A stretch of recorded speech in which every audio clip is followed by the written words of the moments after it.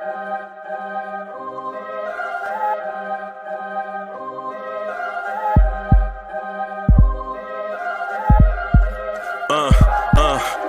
rank where the view is nothing less than phenomenal. For how I express and project from my abdominal. The only view better, both my daddy and my mama know.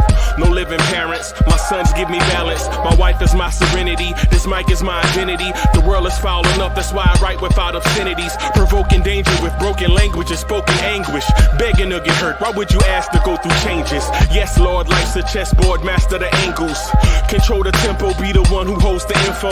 Acknowledged knowledge is just as deadly as machete swings. When spoken, the truth is as potent as that Medellin. While others swear the style is free, I just let it ring. Our time is undervalued, soldiers make us better kings. My fans on my shoulder, reaching after better things. Today I take the shot, for them I'd rather set the screen. My mama told me follow my dreams. My daddy told me get it by any means. Stand tall, make him bow to a king. But I've evolved, you can see the resolve. Look in my eyes when you speaking to God.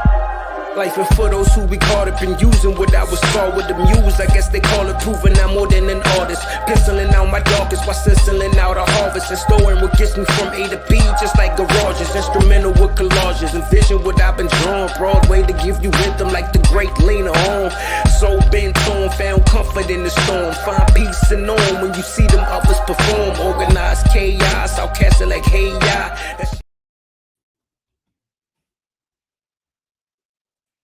Yo, what's good? What's good? Welcome to the Knicks Morning Drive. I'm your mans. I'm your host, Uncle Freezy. How y'all doing this morning? I see y'all out there. L. Jordan, what's good? What's good? Rafael Diaz, what's good? Chris Chang. What's good? My brother from another mother. What's happening? I see you. I see you out there. Joe Madden, what's good? Good to see you, bro. Long time no see. 0.5, Kane Jerry. What's happening? What's happening? So I got a lot to talk about this morning. I hate the Boston Celtics. I'm sorry. I'm sorry. That slipped. That was like so natural. I hate Boston, man. I hate Boston. I don't care what year it is.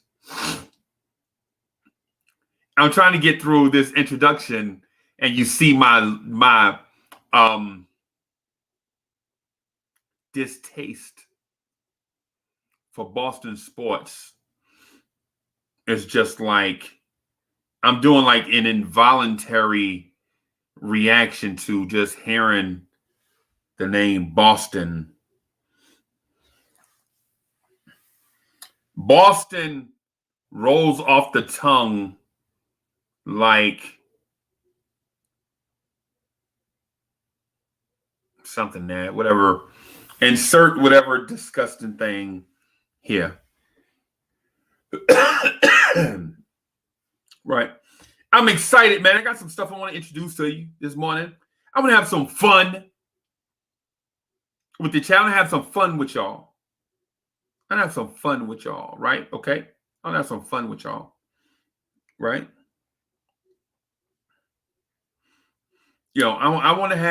I legit want to have some fun with y'all.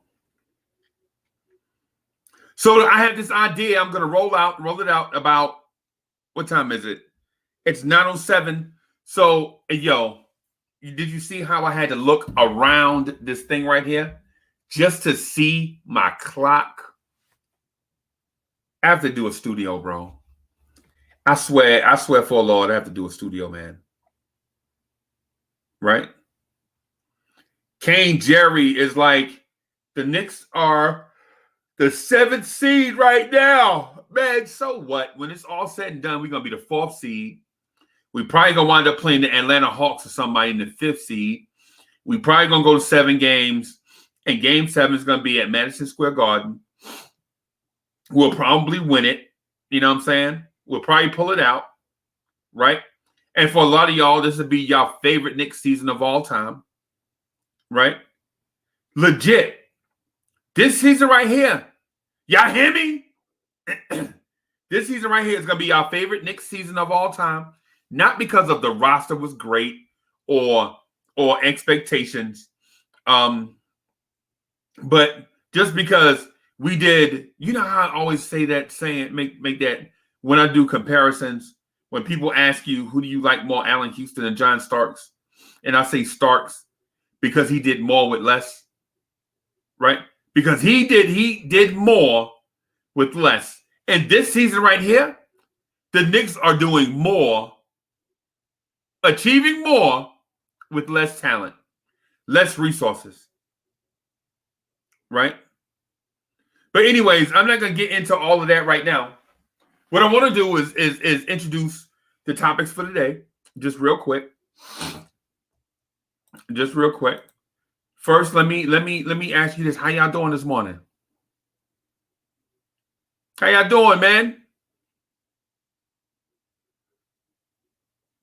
How y'all doing out there? Y'all need to get y'all energy up. I see right now the energy is not where we want it.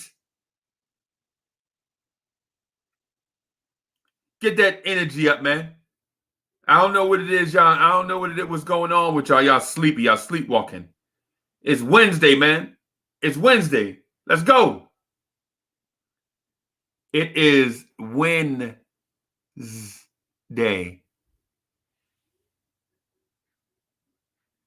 It is. Let me put it in the chat because, yeah, clearly, we don't understand English. Let me put it in the chat.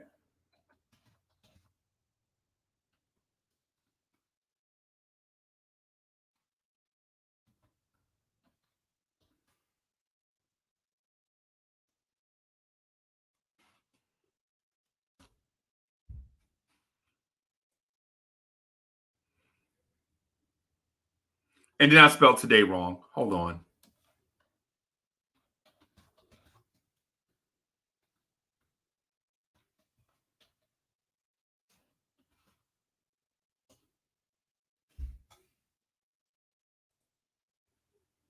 Today is Wednesday. Oh, White Falcon. Oh, I get it now.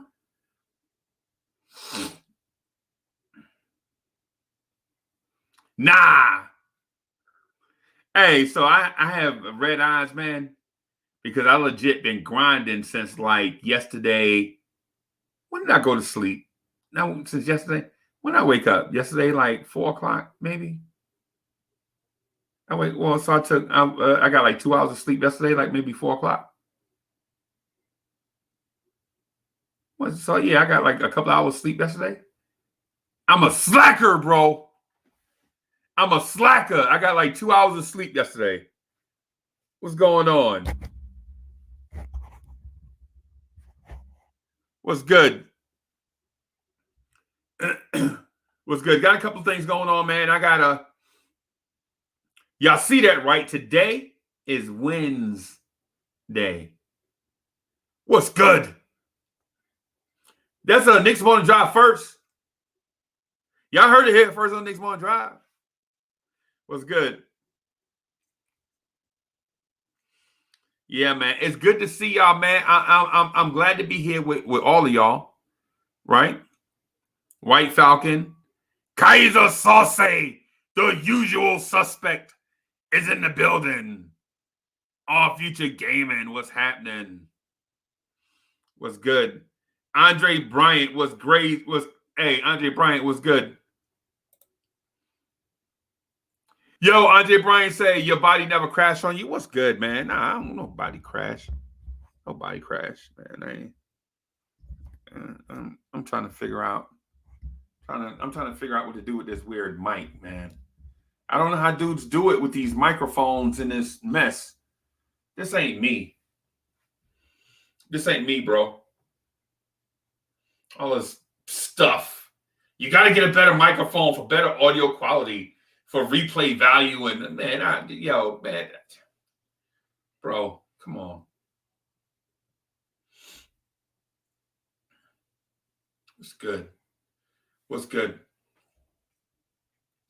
I'm excited to see y'all, man. Excited to be with y'all. We got the Boston Celtics tonight, right?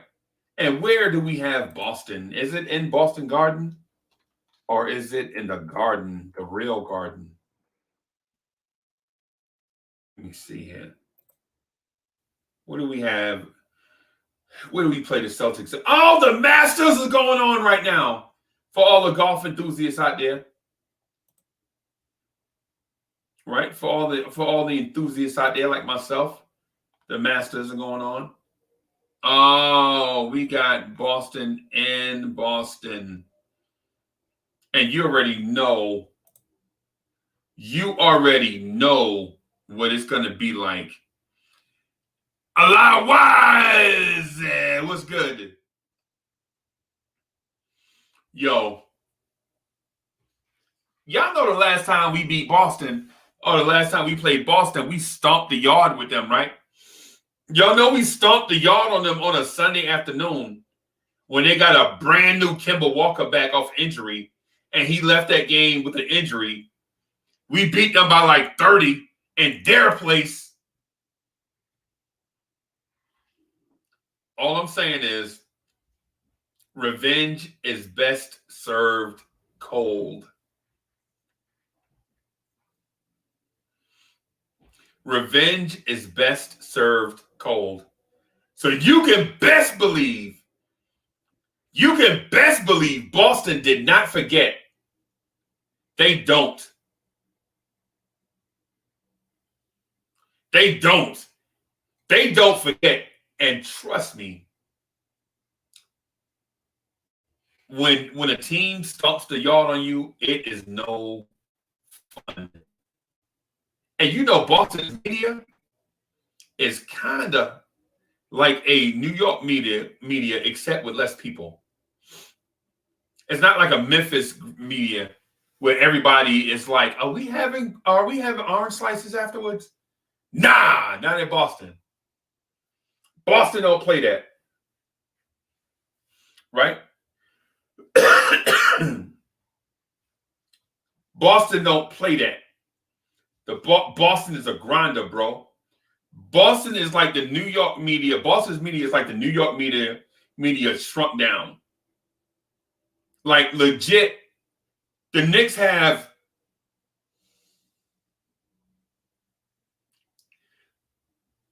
2,500 people that cover them step by step. Boston has about 500 people that cover them step by step. Right?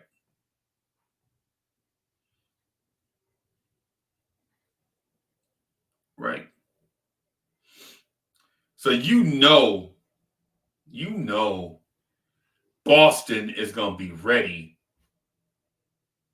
Right? And don't get it twisted. I'm not overly respecting Boston.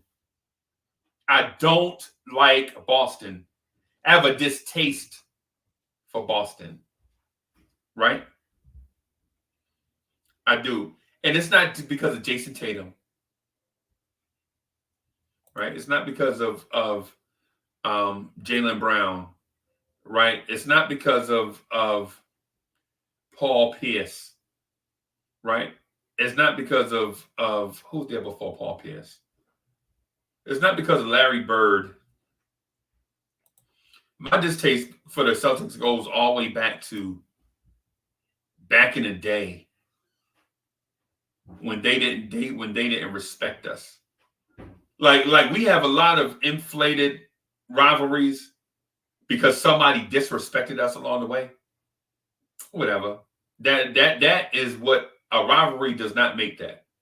That is not what a rivalry is made of. Somebody disrespected us. Like, to me, the Miami Heat, in my opinion, is not our rival. We have natural rivalries, geographic rivalries, and teams that used to flat out disrespect us because they were better.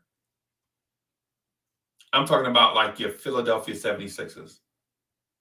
Like in the early 80s when they were good, they used to blow the doors off the Knicks, right? when they were good and we were bad. Imagine that. Philadelphia is good and we're bad. Imagine that. I wonder what kind of time we're living in. What kind of times were those where the Sixers were good and the Knicks were bad? Those times are so rare. Imagine that. The Philadelphia 76ers are bad. Imagine a time where the Boston Celtics are good, the Philadelphia 76ers are good, and the Knicks are bad. Imagine that. I'm just saying. Wake up out there. I see y'all. I see y'all out there. So anyway, got a few things I want to talk to y'all about. Want to touch on, again, something that I introduced to everybody. And I didn't get it in my full bag. So I'm going to try to get in my bag and then leave it alone. Frederick was good. Bernard Simonette was good. Was good. I see y'all out there. I see y'all. I see y'all right. Let me do this thing I have. Man, make sure y'all smash that like button. Get us back in front of more people, man. You know what I'm saying? Smash that like button, man. Smash that like button for your man, for the family. Smash that dub for the family. That like button for the family.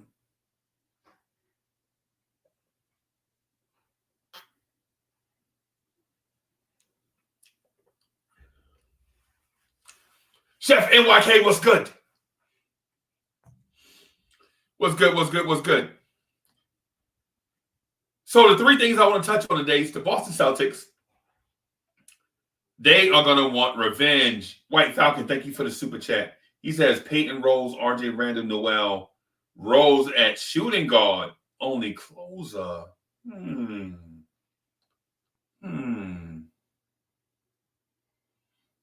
If Peyton was off the floor, I think I might be with you. Primo was good. Christian Fortune was good. Good to see you. Good to see you. So the three things I want to talk about today are the Boston Celtics matchup tonight in Boston. Right? Want to talk to you about Tom Thibodeau and the kids. Right? And I have this new idea. Something I want you guys to participate in called the Fleek 16. And yes, you heard me. Let me put it in the chat so you can understand what I'm saying.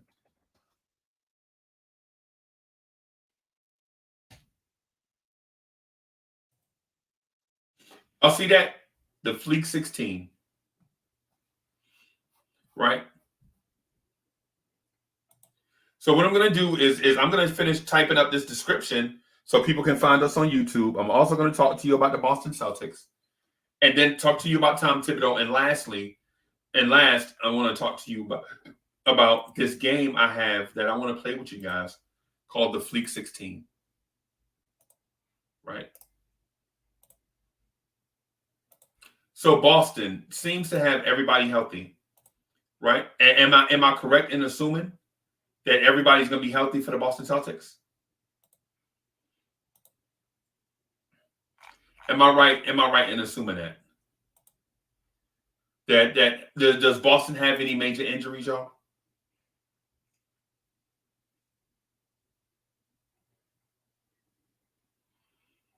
Boston have any major injuries? No. Okay.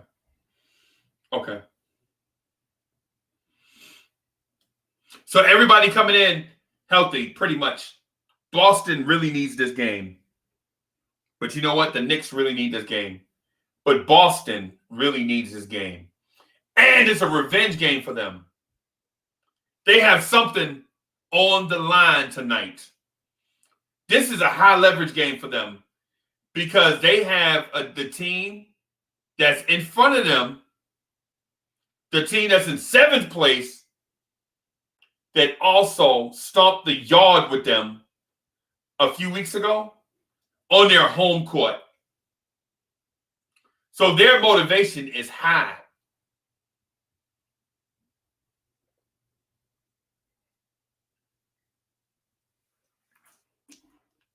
Right? Their motivation is high. Right? What about our motivation? What about our motivation? Right? What about our motivation? What do we need to do in order to, why is this game important for us aside from collecting W's? Why is this game important to us? Could somebody in the chat tell me why this game is important to the Knicks?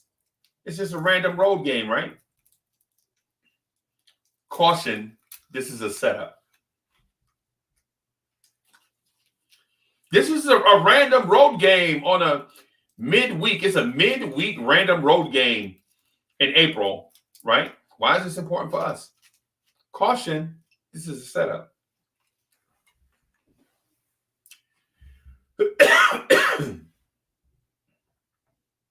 Right? I'm just saying. Also tonight, right? Charlotte plays the Oklahoma City Thunder on the road. Atlanta plays the Memphis Grizzlies at home. Brooklyn plays the New Orleans Pelicans at home. The Wizards and Magic play each other. Imagine that. The Wizards and Magic. Are they still playing? Why are they still playing? Are they still playing? And for those that want to follow,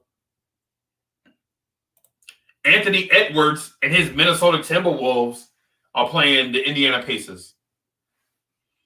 19 comment NYC, what's good? I see you. I see you.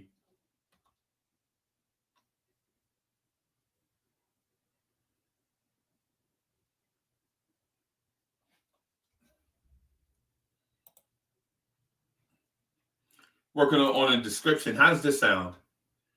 Introducing the Fleek 16, a tournament-style bracket challenge that lets the fans determine the greatest Knicks team of all time. How about that? How does that sound like? How does that sound to y'all? That sound good? Does that sound good? Also, we discuss the game to, let's not do that. Let's do this. The game tonight in Boston. We destroyed the Celtics last time. They may want revenge.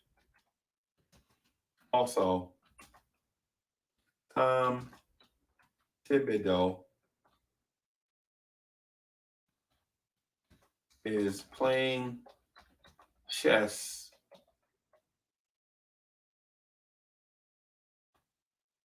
with the kids' development while people think he is playing checkers.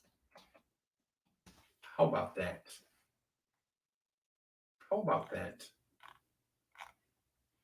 I like that. All right, so I had the description out there. 5 people. Dripmore is in the building. Was good. Yo, so I'm gonna get to the Boston thing again. I want to get to that more in depth. I want y'all to get involved, right? I need y'all involved, man. I need y'all involved, right? I need y'all involved. Yo, I need y'all involved, man. I need y'all involved. And you know what I'm saying? For real.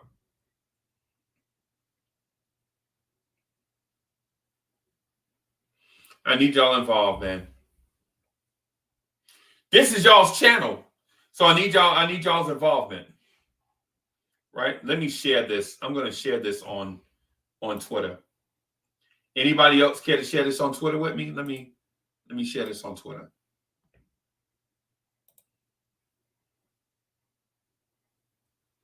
Let me share this on Twitter with me.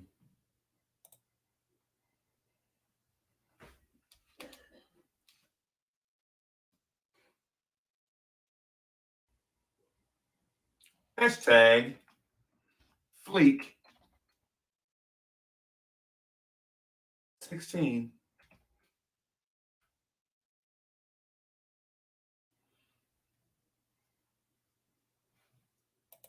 Hashtag Fleek 16.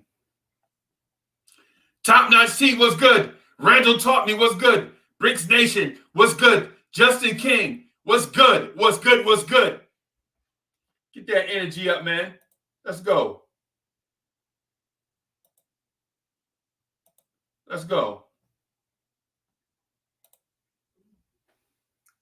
Let's go. Let's get it. Good morning. Good Wednesday morning. Let's go. Let's get it.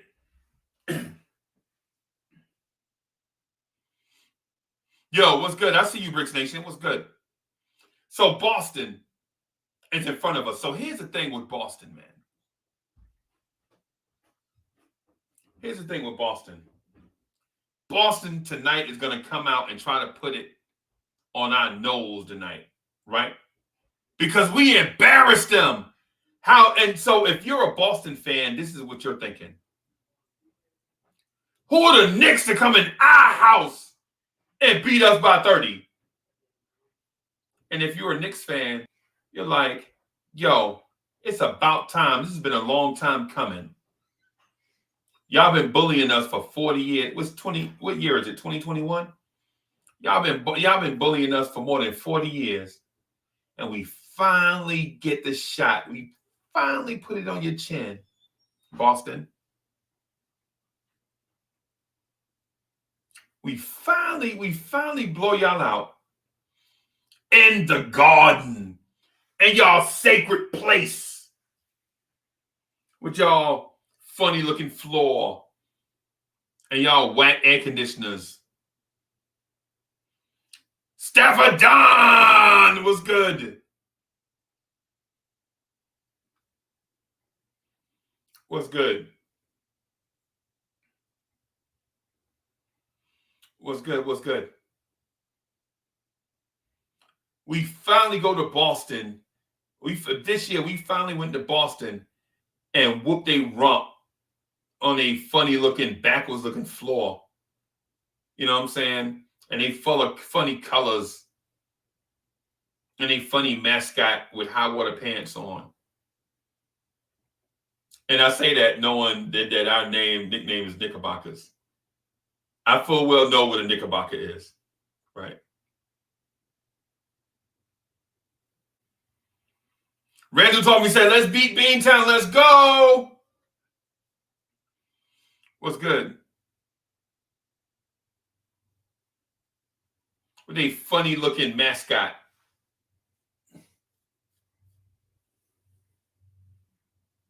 I don't like Boston no way. And truth be told, the word is Celtic. It's not even Celtics. The word is pronounced Celtic. But since they use a soft C, they say Celtics.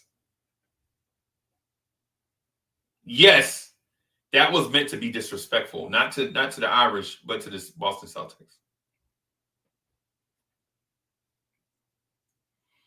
Yes, that was meant to be disrespectful to you Boston fans. Not to people, not to Irish people, but to Boston Celtics fans. That was legit meant to be disrespectful. And I hope y'all took it that way. I'm a Knicks fan. I'm a Knicks fan. Right? I'm a Knicks fan by blood and relation. Now, how about that? I'm a Knicks fan by blood and relation. How about that? Take that, take that, take that. Now, but Boston wants to win, bro. And sisters. I keep forgetting about the sisters out there. I'm sorry. Right.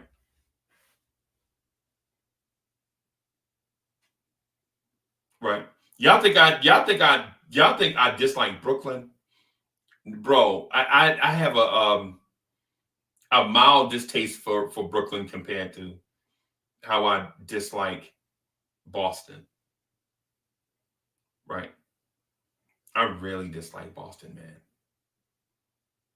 See, Brooklyn is like, you know how you got to walk, like you got to walk 13 blocks to get somewhere. And then once you start, you find out you got a rock in your shoe. Right? You're like, God dog it. This doggone rock in my shoe. You know what I'm saying? You're like, God dog it. You walk in and now you got to go somewhere and take, you know what I'm saying? Get the rock out your shoe. See, that's Brooklyn to me. Right? That's Brooklyn. But Boston is legit the person that you don't like. You know what I'm saying? They legit. I ain't even gonna describe them, but you know who they are. You know who they are. Everybody in their life got one. The person that you don't like. That's Boston to me. They all successful. You know what I'm saying? And there's a tangent. There's Anthony D. What's good? There's a tinge of jealousy there, but it's only you're not jealous of the person. You're jealous of what they have or what they've accomplished. You ain't jealous of the person. The person can go to hell, but you are a little bit jealous of what they have. In this case, we're jealous that they have more championships than us.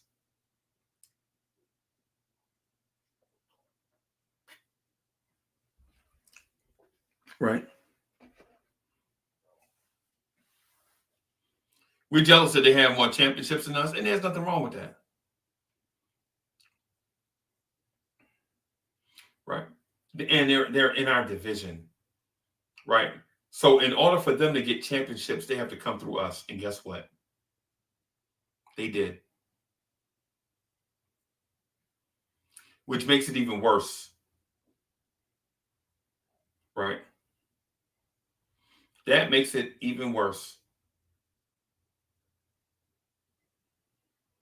That they legit had to come through you to win championships, and they did it.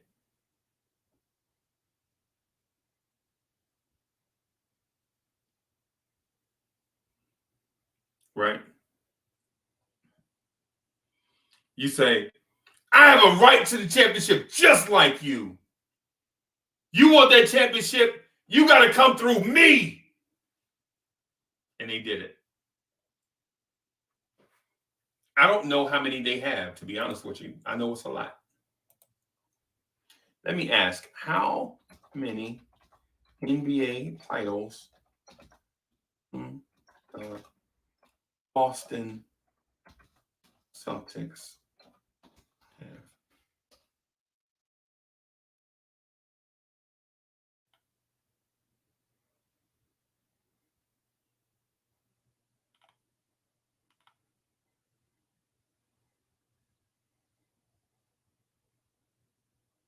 Hmm. 17.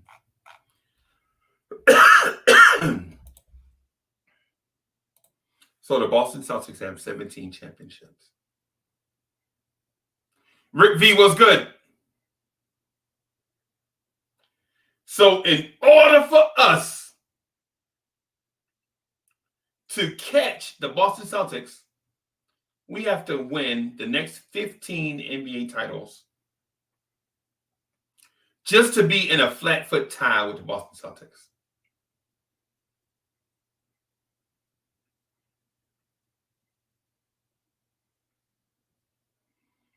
So in order for us to be in a flat foot tie with the Boston Celtics, when it comes to how many NBA titles I'm having won, we have to win 15 straight just to tie the Boston Celtics.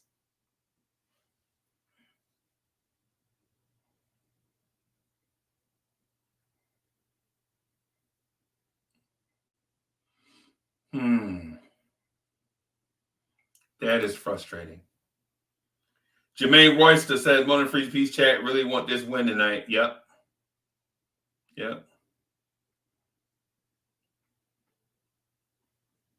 Andrew College, what's good? What's good? Foy Trey says, start a dynasty with RJ and Randall. I'm with you. I'm with you.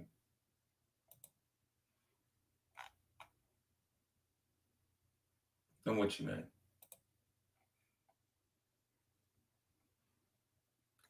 Darley was good. I see you, boss. What's good, Darley? Darley out there making them hits.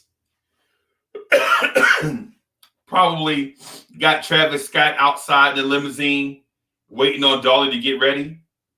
Darley like, hold on, bro. I'm finishing up my mochaccino. Hold on, bro. Let me finish up this mochaccino latte. Travis Scott, who you think you are?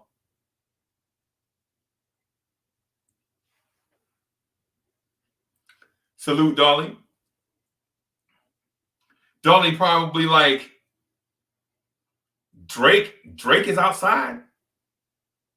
Drake and Chris Brown outside in the limousine waiting on me. Let them wait. As I do my King of Zamunda impression. Oh, Drake and Chris Brown outside waiting on me. They ready to get in the studio. Darley is like, let them wait. Hey, yo. Hey, tell him, Darley. Darley, like, they work on my time, bro. Darley, like, they work on my time. That's right, boss. That's right, boss. That's how this thing go. You want perfection, you gonna get it on my time, bro. You want perfection, you gonna get it on my time. It is what it is. Darley legit got Celine Dion and Wiz Khalifa in a limousine waiting to do a collaboration for some epic movie, right? And he like, yo, let them wait. Yo, peace to Darley, yo. What's good, Darley? Miss you, bro. So this Boston thing, I just want to win, man. I just want to win. I just want a W. Right? I just want to win. William was good. Was good. Was good. So Eric G from the Knicks Tonight podcast says, I'll be on tonight for sure. My schedule's at work has been hectic. Been having to be up 4 a.m. for work. Whatever. Whatever, bro. I don't care nothing about no excuses. Eric G, you lazy, bro. I'm Uncle Freezy. I got 7 jobs. I sleep an hour and a half a day. And you talk about you had to wake up at 4 a.m., you lazy bum.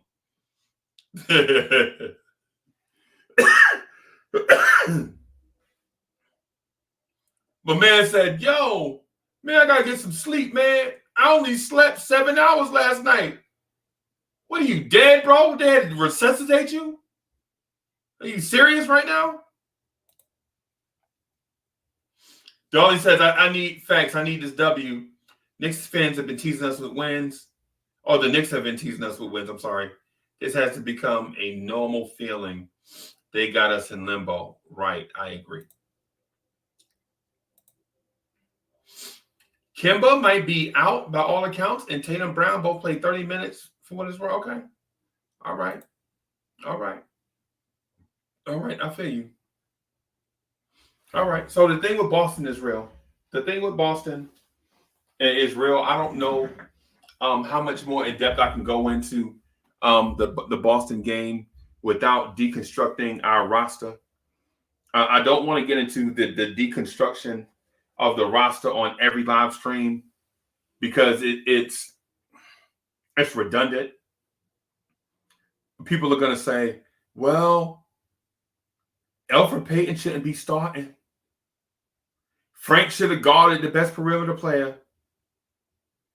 Julius Randle played too many minutes. I understand what the conversation is, man. Listen, I'm with you. I watch other joints too. I understand the conversation is a stale one. We keep saying the same things over and over. Tibs rotations, they suck. The front office should have done something by now, right?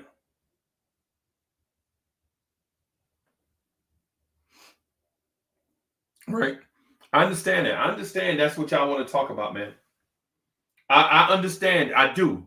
I understand y'all want to talk about the same things. You know what I'm saying? Tibbs rotations suck. The front office should have did something. What free agent we going to sign in the offseason? I understand that. I understand that's what y'all want to talk about. Right? I just want to introduce some new stuff. I want to introduce some layers.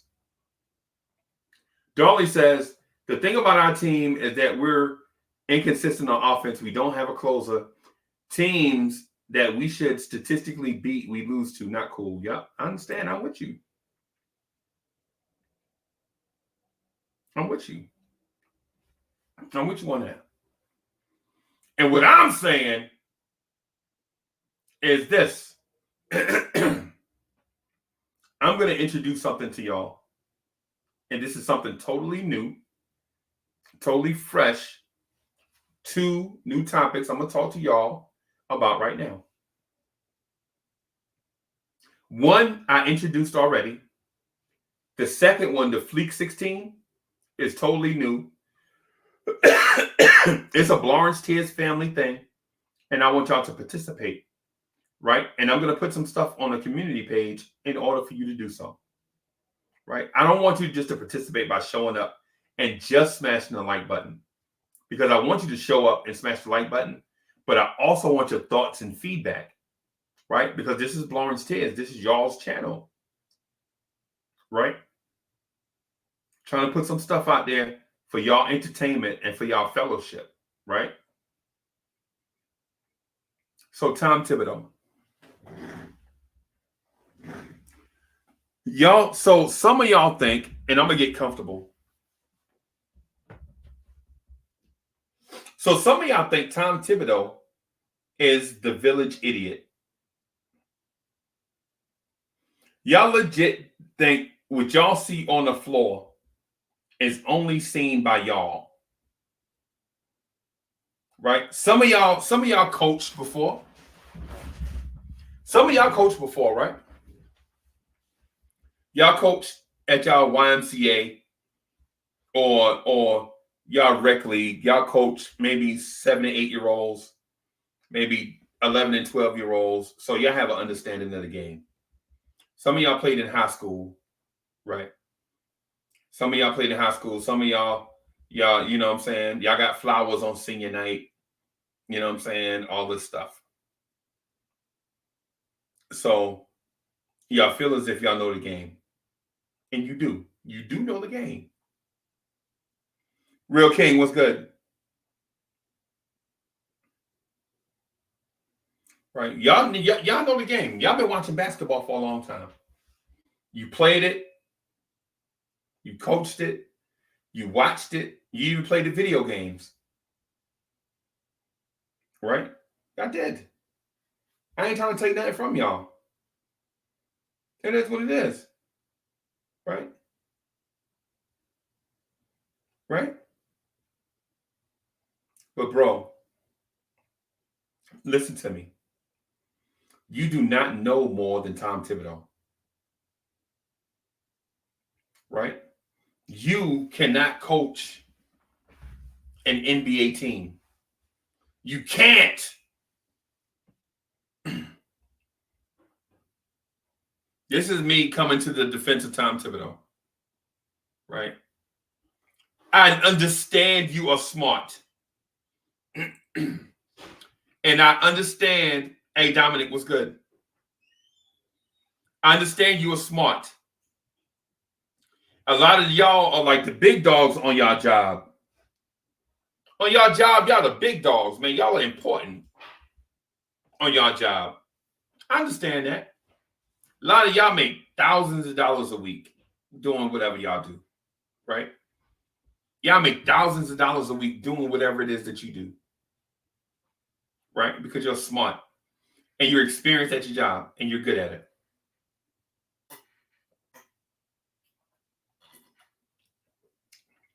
This is me guzzling water, right? I'm not like the entertainer. I don't sip water like the entertainer. Shout out to the entertainer. I just decided to say that, man. Yo, the entertainer is that dude. All right. Shout out to the entertainer and everybody that watches this channel, man. That's my guy. Chop low. Cayete kid. What's good? What's good? What's good?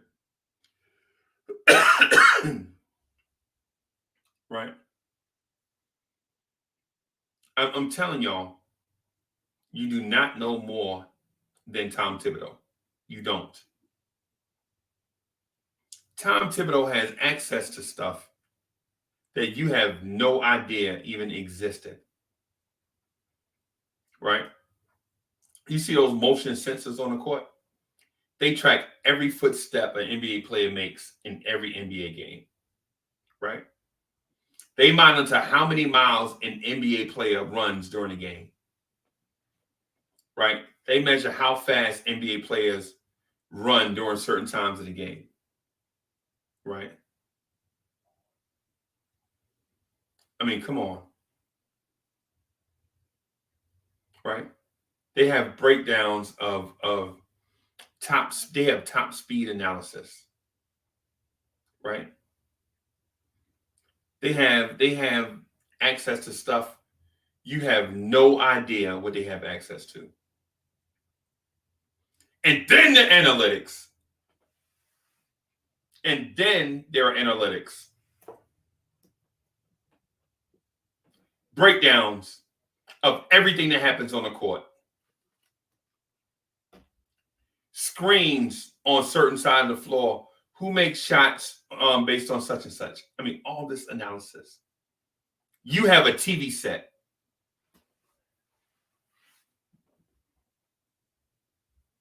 You have a TV set.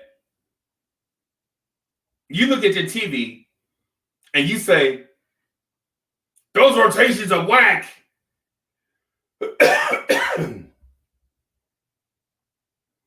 Tom Thibodeau has access to so many different informational tools that is mind-boggling, and you have a TV set.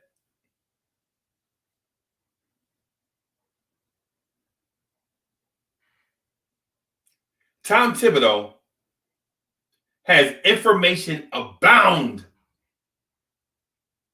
and you have a 65-inch flat screen in your man cave.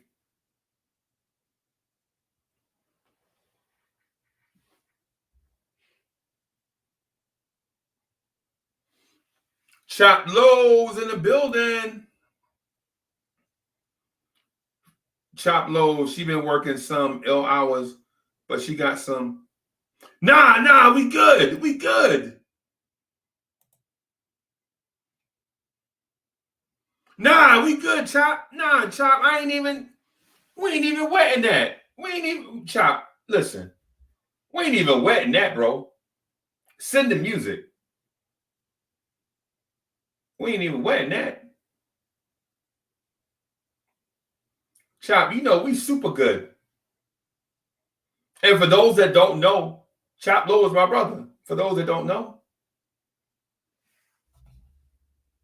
For those that don't know, I'm Uncle Freezy and that's Chop Low. Bars.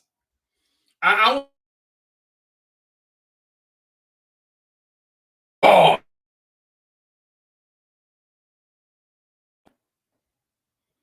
Me and Chop Low super good, man. Chop, you know how, yo, Chop, you know, we good. We Gucci. So Dolly says, my main problem with Tibs is Peyton. I'm getting to that.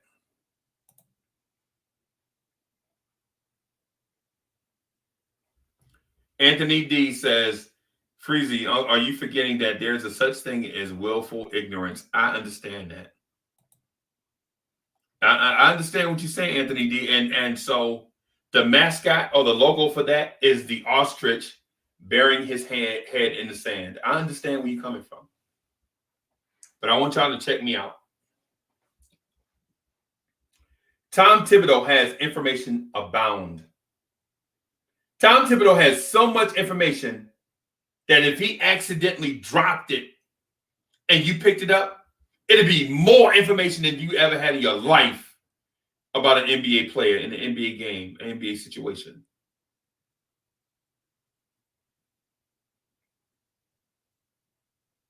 Tom Thibodeau has so much information that if he accidentally dropped a morsel and you picked it up, it would be more information that you had in your life as Joe Random. You just Joe Random. You're looking at your TV set. You're like, how did Tibs not see that? Bro, they have like 80-something cameras covering every inch of an NBA floor and the sidelines. Trust me, the Knicks and Tom Thibodeau don't miss a thing. You have each team has cameras. The NBA has cameras. The NBA PA has cameras. Everybody, every inch of the floor is covered. But you're looking at your TV set. You're like, yo, I would have did this right here. I feel you. I feel you. Because all we can use is all we have. Okay.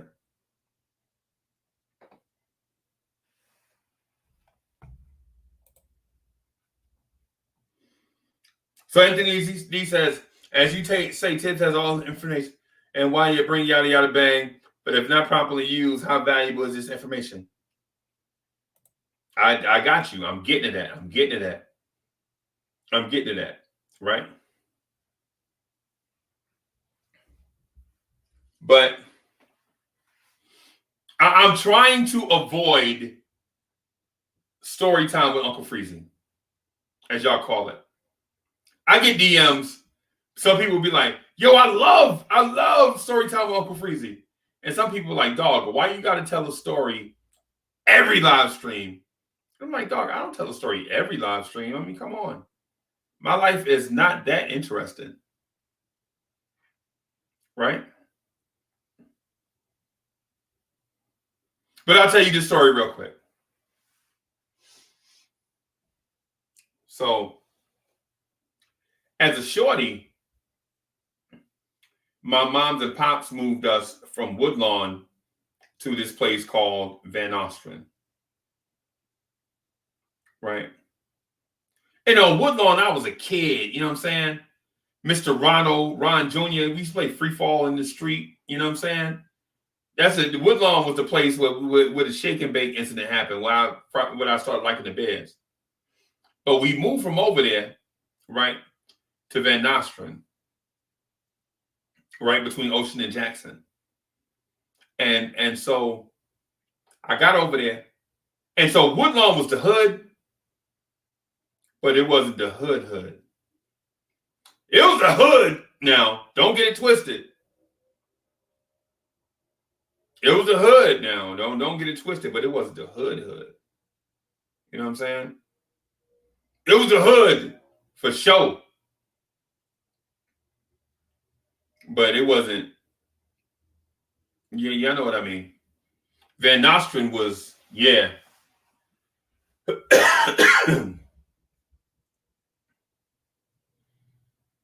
Yeah, Van Nostrand was crazy, man. I remember walking to the crib, cutting through the basketball court off Armstrong, coming on Van Nostrand, man. It was crazy. You used to see some stuff out there, yo. It used to be like, yo, little kids shouldn't be seeing stuff like this. Right? But it was what it was. It was the 70s. You know what I'm saying? Brad Johnson was good. So anyway, we moved to Van Nostrand. I don't know nobody, and I'm fighting every day. You know, you win some, you lose some. You win some, you lose some. Right? But I had to prove to these cats on Van Nostrand that an 8-year-old little Freezy, you know, Uncle Freezy wasn't nothing to play with. Right? Was I 8? Might have been 10. Something I can't remember, man. These years run. Yo, the older you get, these years run together, man. So anyway, everywhere I had lived before that, and we moved around a lot, right? We never moved. We never had Spanish people in our neighborhood until we moved to Van Nostrand. Right? So we moved to Van Nostrand, and I'm outside playing, you know, the usual, you know, shadow boxing, slap boxing with your homies, you know what I'm saying? Or whatever. Girls outside, they playing double dutch, whatever. Y'all remember double dutch? Right? And this dude pulls up in his car, and the music is like, blah, blah, blah, blah. And it's like the loudest thing you ever is like a yellow car with like brown doors on it, and like 5 dudes get out. And they look like me, but they talking like a totally different language. And it's mind-boggling to me. And I'm looking, and dudes shoot me the bird. Like you, bro, who you shoot the bird to me? I'll come over. And this is this is very little shorty Uncle Freezy. I shoot the bird back. You playing with, boy? He was an old man too, by the way. I'm like 10. He was an old man. Right? Come shoot me the bird. So he come walking over there. And I pull out this shank that I've been working on. I took, like, you know how you take a stick out the abandoned building? You know how you had an abandoned building on your street? And they be having all kinds of sticks and mattresses and just everything over there. I took me a stick, and I had been rubbing it on the cement. I was like, somebody mess with me. Anyway, it was so stupid. So this dude like an old man. And eventually we wound up being friends, but in this moment we wasn't. It was a Spanish dude named Victor. He was an old man, man. He was way older than me. This dude was like 1 foot in the grave and the other one on a banana peel. I mean, he had to be like 17. Old dude, man. Dude was like 17. An old dude, man. An old man. Right? Yeah, that guy was like 10. So he was like 17. This dude was old. Dog, I'm saying 17. This dude was an old man, bro. This dude, he put a cigarette out and blew smoke in the air. And he was like, in some kind of Spanish way, he was like, yo, you ever shoot the bird at me again, I'm going to cut your finger off. And I pulled out my stick, and I was like, I'll put this thing in your neck. And he was like, what's your name? And I was like, Uncle Freezy. And he's like, Uncle Freezy, you all right? Now going back over there and play before I murder you. Right? And I took this stick. I was like, you see this stick? And he laughed and walked off. Right? But as he walked off, I saw something that I had never seen before. It was a Spanish girl about my age while he was walking off.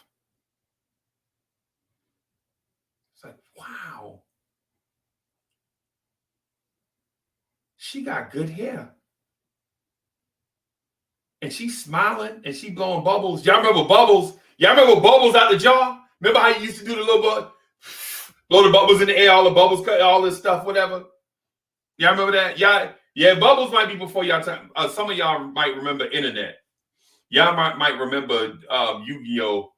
And all that stuff. Solo Nasty was good. So anyway, I'm gonna get to the point. So I walk up to the girl and I'm like, yo, I'm gonna wife you up. We're gonna have like 20 kids. And when I come home for dinner, you're gonna have dinner on the stove.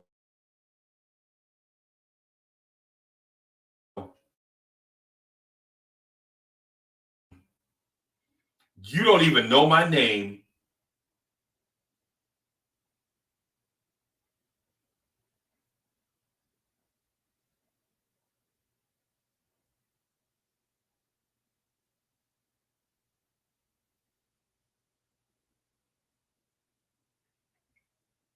Lesson learned. Sometimes, in order to get to your point, you have to take your time and take it step by step. That's for you, Anthony D, by trying to rush me through my Tom Thibodeau thing. So me and Carmen wound up being something like all the way to like high school and such. You know what I'm saying? And Carmen, if you're watching, that's the story as I remember it. And if Victor ever threatened me again, it's going to be me and him. But anyway, so that little short story was brought to you by Anthony D's question. So basically, I told that story to say this. Sometimes it's best not to get straight to the point. Sometimes you have to elaborate. So the thing with Tibs is this. We question everything about Thibodeau. His rotations, his minutes, his in-game strategy, the before-game strategy, in-game adjustments, a lot of different things. Right? What I'm here to tell you is this. What I'm here to tell you is this. Tom Thibodeau has a plan. He's on a 5-year contract, right? Tom Thibodeau has a 5-year contract, and he knows he's not going to win a championship in year 1. So he legit has to have a plan, a strategy in order to make this team better.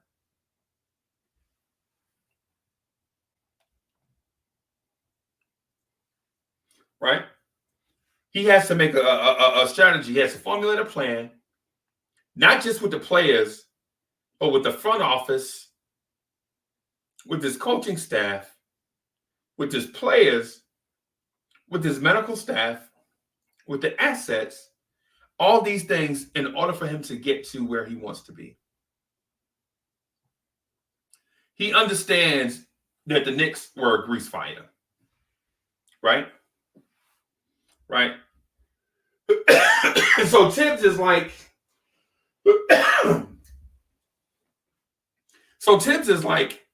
yo, how do I turn this team into a contender? This is what Tibs says to Dolan in the job interview. Dolan says, hey, listen, we've been losing for a long time. We want to turn this thing around. What's your strategy for turning this thing around? So Tibs is saying, well, without sharing too much, because I like to implement it once I get hired, but I share a snippet for you, share a snippet of it. Right? I'll share a snippet of it. Right? So plan A, first things first, is realize what's fueling the grease fire. He's like, what? It's a grease fire. You just put it out. No, you don't. No, you don't. You can't just put out the grease fire. Because if you put out the grease fire and the elements for the grease fire that starts the grease fire is still there, guess what's going to happen after you put the grease fire out? That grease fire will start right back.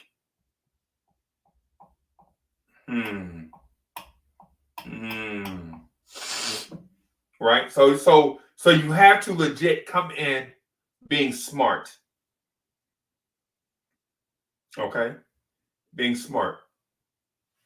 What's fueling this grease fire? In our case, is people like Steve Mills. Keep Steve Mills away from anything that has basketball around it.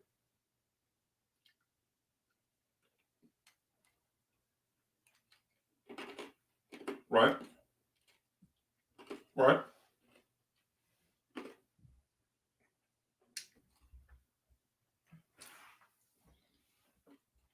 Then you ask yourself,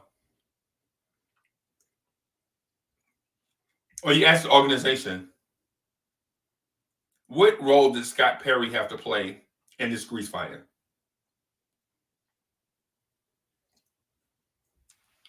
Oh yeah, Scott Perry was trying to put the grease fire out. What was he trying to put it out with? Okay, I got you. So Scott Perry was not a part of the grease fire. He was actually recognizing the grease fire and he was trying to put it out. Okay, I got you. Right? So you're saying Scott Perry was neutral and he can be on our side going forward? Okay. Let me get somebody to co-sign that. 2 or 3 people step up and say, no, Scott Perry was the reasonable mind to all of this. Okay. Scott Perry has a good reputation anyway. Let's extend him. Let's bring him back. Let's have 1 more year, Scott Perry, and see what he contributes.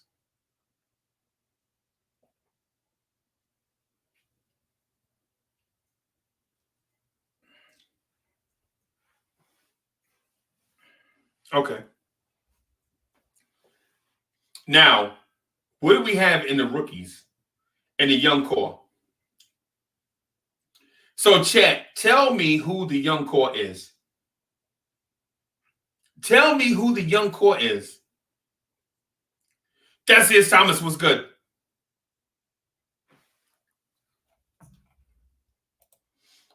Was good.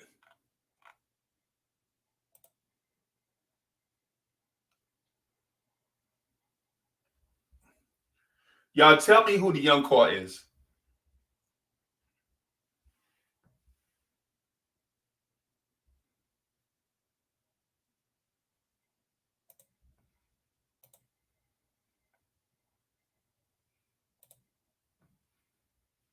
I'm waiting on y'all.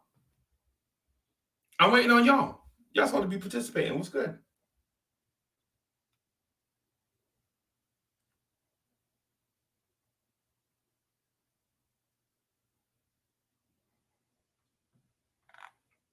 Oh, man, y'all are sluggish this morning. Okay. So the young core, in my opinion, is excuse me, quickly, Obi, RJ, Mitch, Knox, Frank.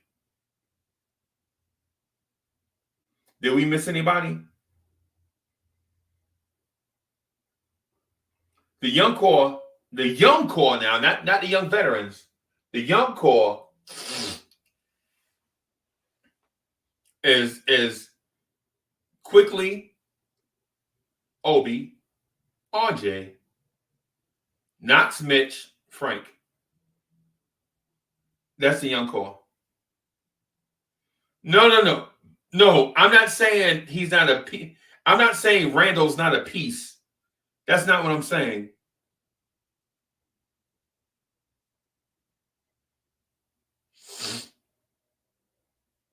Dom, I see you. I see you.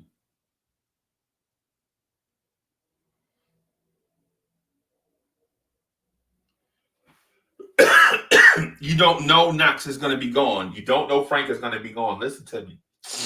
Before y'all assume.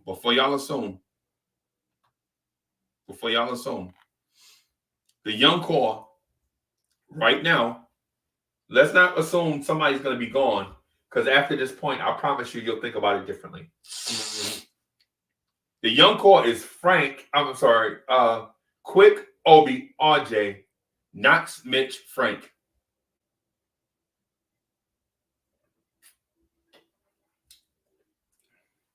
And in your opinion, Christian Middleton was good. Carlos Santiago was good. Good to see y'all. Good to have y'all with us. Rick V was good. So the young core are those pieces. Quickly, Obi, RJ, Knox, Mitch, Frank. Those are the young pieces, right? And if y'all noticed, the other young pieces that we had hanging around, all of them are gone. The ones they don't want are no longer here. You feel me? Like Iggy Brazdakis. Remember how y'all was like, yo, he killing in the G League. They never wanted him on the floor, bro. And the first opportunity they got to get rid of him, he is gone. And no disrespect to Iggy. But they didn't view him as a piece. They didn't view DSJ as a piece. They are going to re-sign Frank. They're going to bring Knox back. They're going to bring Mitch back. RJ, quickly, Obi. Ladies and gentlemen, introducing your young Knicks core. No, Robert Paul, you can't take Knox and Frank out. If they didn't want Frank, Frank would be gone. Frank survived 4 trade deadlines. People want Frank gone so bad that he's still here. What does that tell you? If they didn't want Frank, he wouldn't be back. If they didn't want Frank, he wouldn't be here. So anyways, I'm moving on to my point. My point is this. It's not about trade value, man. The dude's salary is like $6 million. Man, y'all bringing up a whole bunch. Y'all bringing up, okay, so y'all bringing up the lame semantic points, right? As opposed to legit points. You feel me? For instance, if Frank had 0 value, who had less value? Frank or Iggy Brazdakis? Who had less value? Frank or Iggy Brazdakis? Are y'all kidding me? Who had less value? Frank or Austin Rivers? Are y'all kidding me right now? What skill did Iggy Brazdakis bring to an NBA team? I'm gonna hold my breath.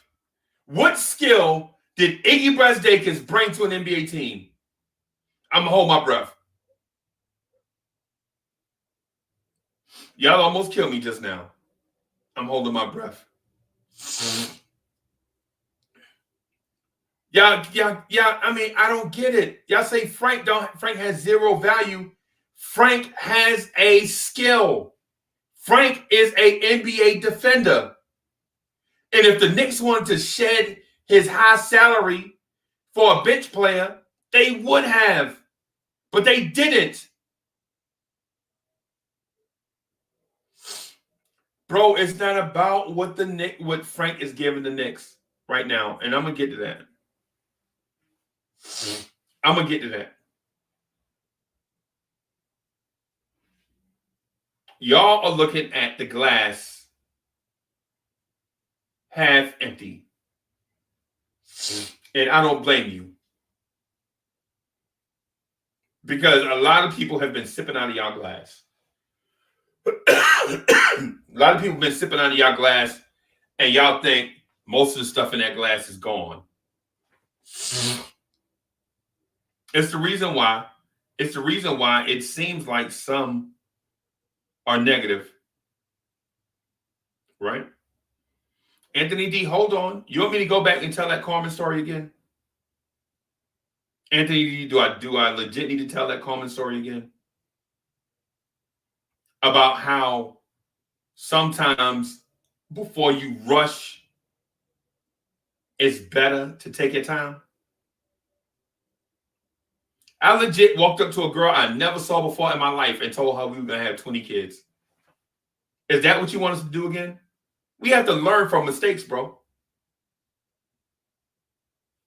Bro, we have to learn from mistakes. I legit walked up to a girl that I had never seen before in my life. It was like, yo, you gorgeous. I'm going to marry you. We're going to have 20 kids. Nah, bro, it don't work like that. It don't work like that. Sometimes you have to take your time and elaborate.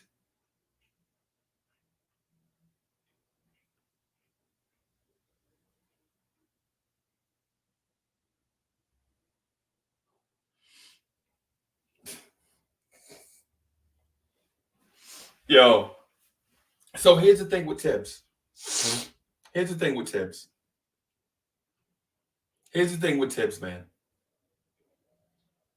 Y'all have no idea the information that he has on these young players. Y'all ain't even seen these kids in practice. And y'all are like, Knox needs more minutes. Really? How's Knox been doing in practice? Oh, wait, you can't answer. You know why? Because you hadn't seen Knox in practice. Y'all are like, Frank needs more minutes. Right? Oh, yeah? Have you seen Frank in practice? That's right. You have not seen Frank in practice. Right?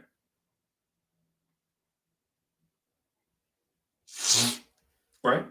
Y'all are like, Obi looks lost. He needs more minutes. No, man. You know what's worse than seeing a kid, than seeing Obi being lost in 10 minutes? You know what's worse than that? Seeing Obi lost in 30 minutes. Thank you. That one was free. That was one to grow on. I'm telling you, that right there was one to grow on. Right? Y'all are like, Obi need more minutes. He looked lost out there. Oh, no, he don't. He don't need more minutes. Because the only thing worse than seeing Obi Toppin look lost in 10 minutes is Obi looking lost in 25 minutes.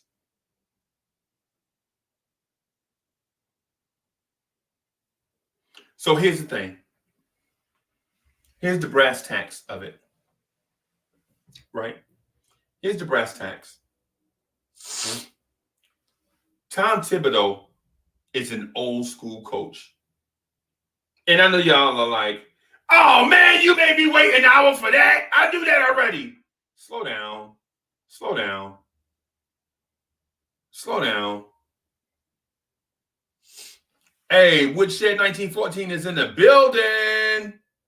What's good? What's good, Woodshed? So here's the thing. Here's the thing with an old school coach. They like to have you earn your stuff. Baby steps. So Tom Thibodeau is an old school nurturer. An old school nurturer. Right?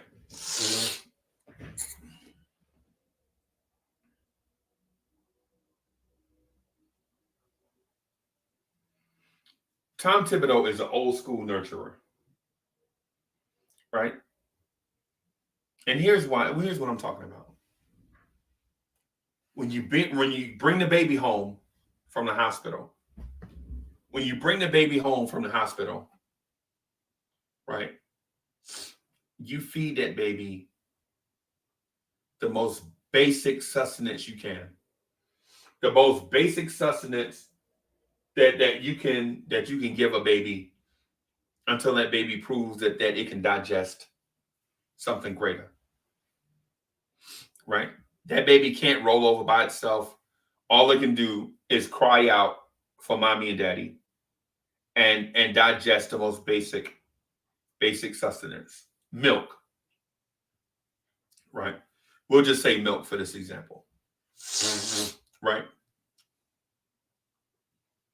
And a few months go by, and the baby gets off milk, and you start feeding that baby pureed food, right, that it can digest on its own.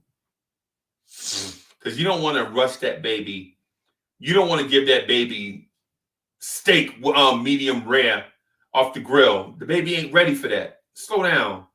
Stop being crazy. Baby ain't ready for that.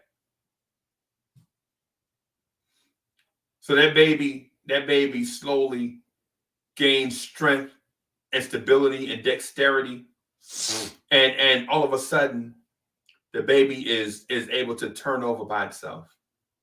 You're like, hey, look, Kevin Knox done turned on his stomach by himself. You know, he's still pooping up Pampers. But Kevin Knox, he not laying on his back crying all the time. Now, all of a sudden, hey, Kevin Knox is in the crib standing up by himself in the green and pulled himself up. You know what I'm saying? Hey, look at Kevin Knox. And before you know it, Kevin Knox is on the floor crawling, right? Like, hey, look at Kevin Knox.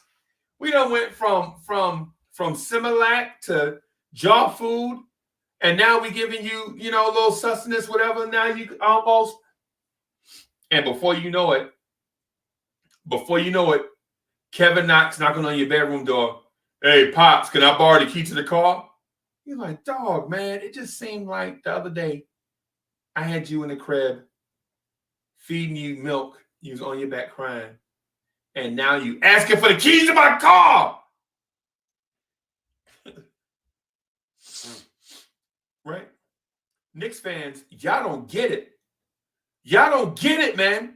Y'all in the chat frustrated with me that I'm telling y'all that this organization skipped steps in the process of these young kids and damn near ruined them. And y'all are saying, Thibodeau, do the same thing.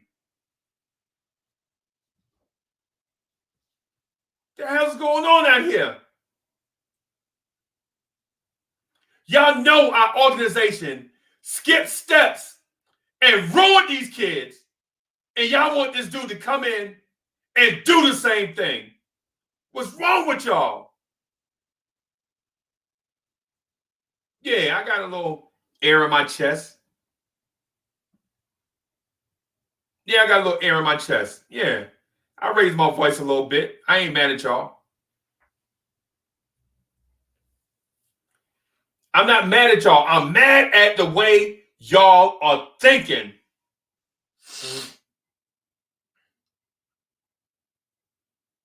Y'all are legit trying to tell me, Uncle Freezy, host of the Knicks Morning Drive, every week, every morning at 8:45-ish.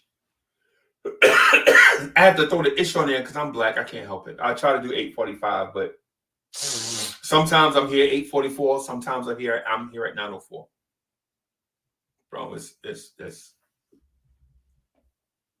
it is what it is. Y'all are telling me, I'm telling y'all to stop thinking like they want you to think and think for yourself. A lot of y'all are smart, man. A lot of y'all are smart. Y'all a man or woman on your job. You get a lot of responsibility on your job. You've been in your job for a long time, right? People trust you to make decisions. and you good at it, right? But when they come to these Knicks, you just do what they tell you to do. Oh, I can't think for myself. I'm sorry. That's just the way I came up as a Knicks fan. They tell me to think this way, and this is what I do. Stop it. Think for yourself. You're too smart for that. It's frustrating, man. Y'all legit saw the organization, front offices, ruin young kids. And instead of y'all saying, yo, let's take a step back and do this the right way, y'all are like, it's sink or swim. If you can make it here, you can make it anywhere. All these dumb cliches. If you can make it here, you can make it anywhere. Oh, yeah? Point out a rookie that's still here, that made it here, and they made it anywhere. Point them out. Point out a rookie that you drafted that made it here and made it anywhere and is still here. Point them out. We waiting because y'all smart. If you can make it here, you can make it anywhere. Right. Point them out. Point out that rookie that made it here and made it anywhere and is still here. Point them out. We gonna wait. The chat was popping until I asked you that question. And now the chat is slow. Why the chat got slow all of a sudden?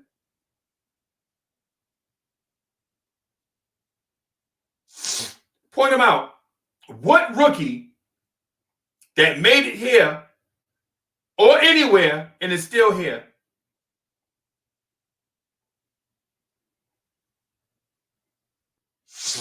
Point them out. Because y'all said it's sink or swim. Oh, wait. Oh, here's one even better. You keep what you kill. Y'all remember that? Oh, you keep what you kill.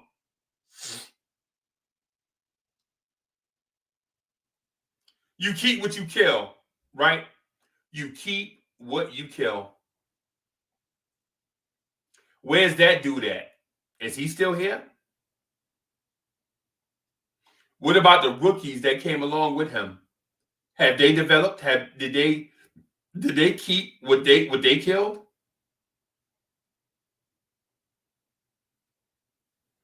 And yet, y'all are bashing Tom Thibodeau for trying to do it the old school way.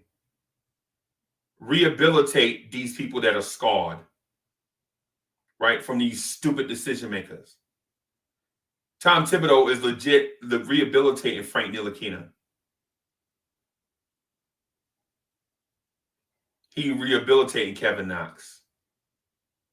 He bringing along Obi slowly. He bringing along quickly, slowly, right? And y'all are like, sink or swim, rookie. Really? How's that worked out? Name your rookie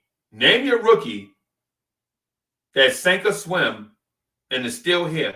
That's an all-star. Or whatever. If you can make it here, you can make it anywhere. Whatever.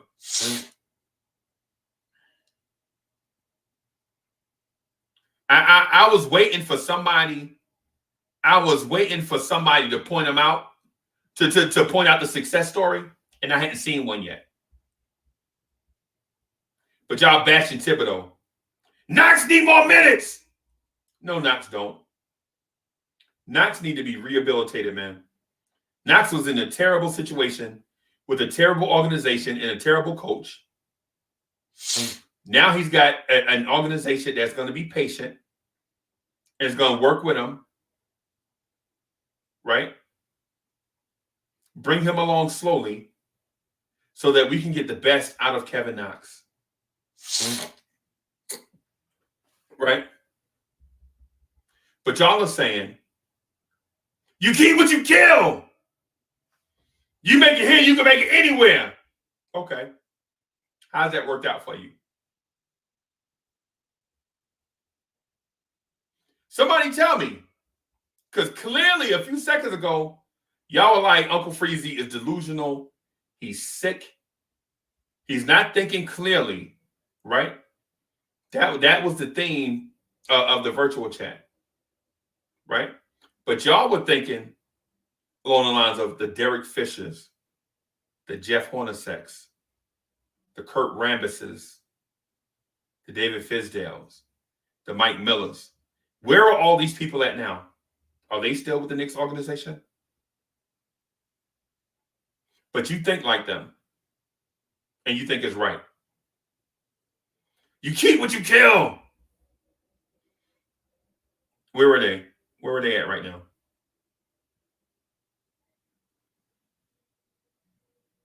What's good? And y'all, and the funny thing about this is when I talk to y'all individually, when I speak to y'all individually, y'all are like, yo, Frank had terrible coaching and terrible development. And then when I tell you that, you like, no, if you can make it here, you can make it anywhere. And I'm like, dude, or girl, you legit just said Frank had terrible coaching and terrible development, right? And then when I took what you told me and tell it back to you, you say, if you can make it here, you can make it anywhere.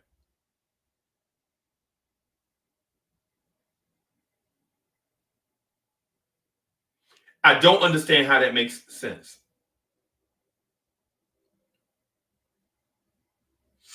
I don't understand how that makes sense. How you take babies a few days old and try to feed them steak. And then y'all mind, well, if the baby eats steak day one, he's Leonidas. That's stupid. That's stupid.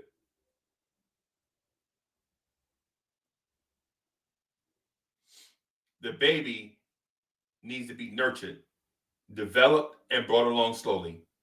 Period. Right? Y'all are like, Knox needs more minutes. No, we don't. No, we don't. Knox needs to be rehabilitated. Knox was scarred by a stupid head coach and a dumb, bumbling front office.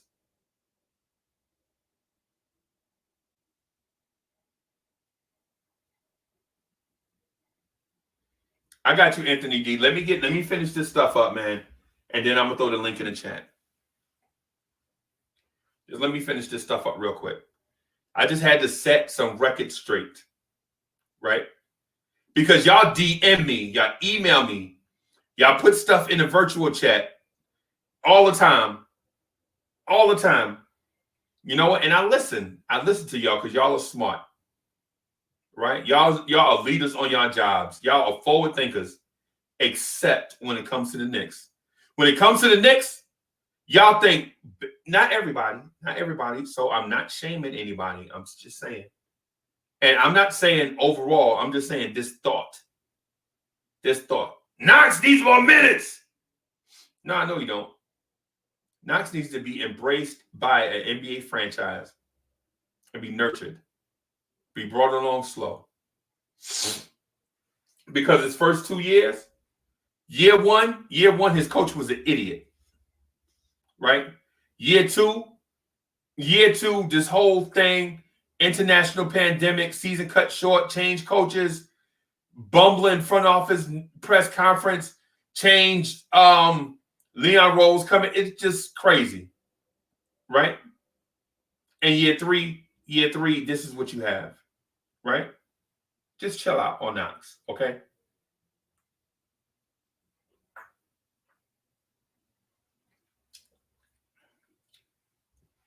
And I'm mostly saying this for Hoodie Kev.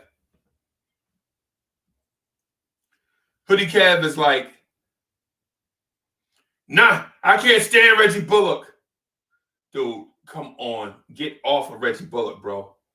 The only reason why you dislike Reggie Bullock is because you feel like Kevin Knox should be starting. We're not stupid, bro. We're not stupid. Right? The people in this chat are smart. A lot of them are professionals on their job. They are the man or the woman. They got a lot of experience. You can't piss on our leg and tell us it's raining outside. We're smart, bro. And we think in layers, right? We don't think in a linear sense. We think in layers, right? We understand. We have experience, bro. We're older. We mature, right? You can't just throw the fastball right by us. You know what I'm saying? And that goes for everybody in the chat. I read y'all comments. A lot of time when y'all see me looking over here, I'm reading y'all comments. You know what I'm saying? You ain't just going, I understand the chat is smart. I understand that. And it's a challenge to me. But you know what? I'm up to the challenge. Because I'm not going to throw out these dumb topics to people that want to think and be entertained by the Knicks. Right? Right? I understand people are smart. I do. And I appreciate that. The chat is smart and loyal. Right? Not just to the Knicks, but to the Blorange Tibs family. They are smart and loyal. Y'all show up every day, you know what I'm saying, to hear some cat talk about the Knicks. And I show up every day to listen to what y'all have to say. Hey, Todd Barbie, what's good? Hey, shout out to my man, Todd Barbie. What's good? What's good, bro? How things in the A? Carlos Santiago, what's good? Who's Mark, man? I see you. What's good, brother? Y'all bashing Tom Thibodeau. Tom Thibodeau legit has more information than any of y'all, right? And y'all have a TV set. But what y'all are going to say is Tom Thibodeau has no idea what he's doing with these young kids in these rotations.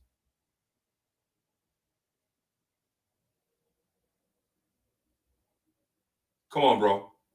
Let's be real. Let's be real for once.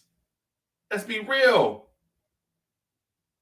Tom Thibodeau and the Knicks organization, NBA teams, have more information about every aspect of a basketball game than you can imagine.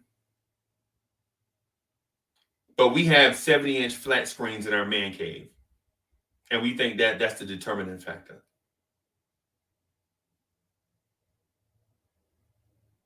Right? Tom Thibodeau is bringing along y'all kids the old school way. Right? He's rehabilitating our kids first. Right? He's rehabilitating the kids. He's got to wash off all the stink from the previous coaches that messed up and get them right. Y'all remember that? Remember somebody told y'all, somebody was like, yo, hey kid, I'm going to get you right. Remember that? Where is that kid and that coach right now?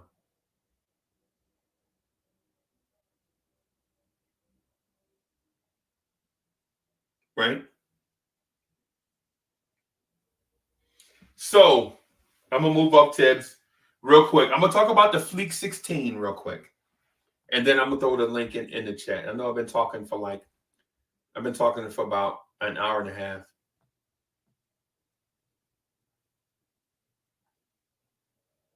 Right? So, the Fleek 16, that is dope, y'all.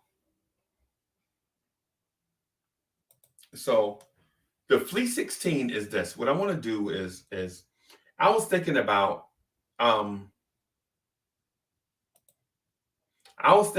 how this team this season has left a lasting impression on me. Right? Where do I rank this team as a fan favorite all time?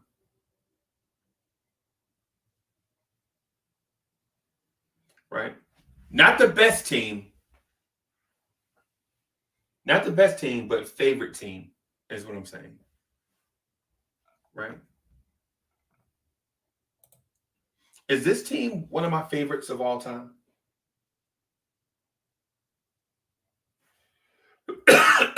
Is this team one of your favorites of all time?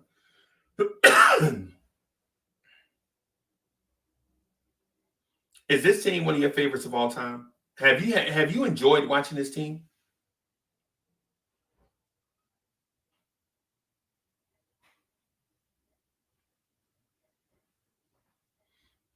Have you enjoyed watching this team? Put it in the chat. Don't be afraid. Put your comments in the chat.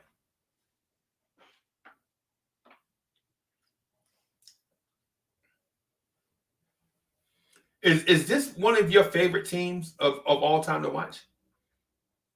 How does this team compare to the Knicks tape team? I know it's not the same thing in terms of talent level, but I'm talking about in terms of enjoyment. Dude, what's good? Karen Fung, what's good?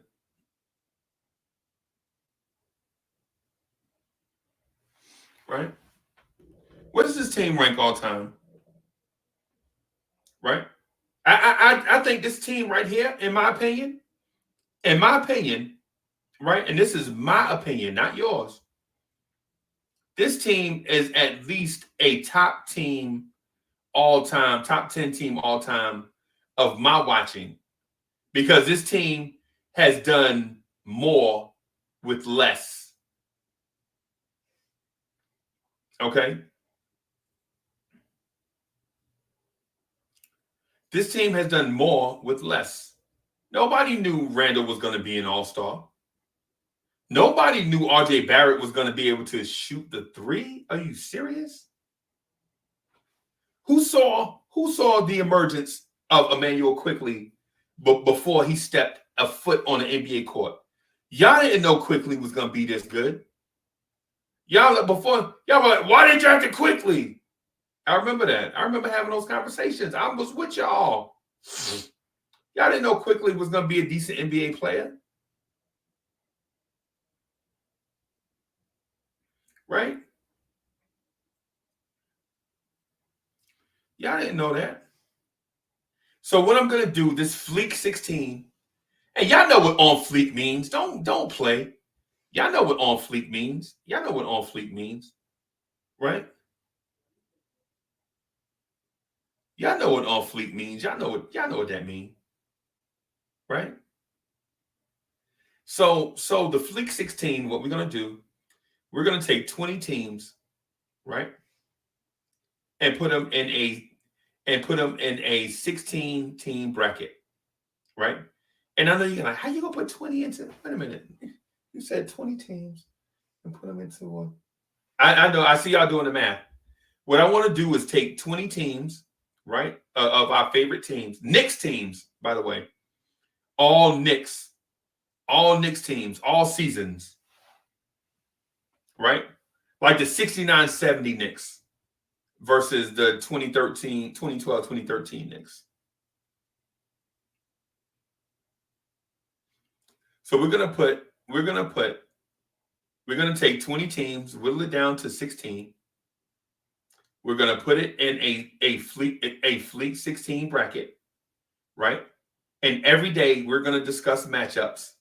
And then I'm gonna open the voting on the community page every day till we get down to a Final Four and then a championship. And then we'll discuss the championship matchup. That's what we're going to do. Okay. Marion Davis was good. Oh, okay. Marion Davis. I'm sorry. Yeah, Marion Davis. Thanks for the super chat. Who would win a one-game Bird versus Pete? I'm going to say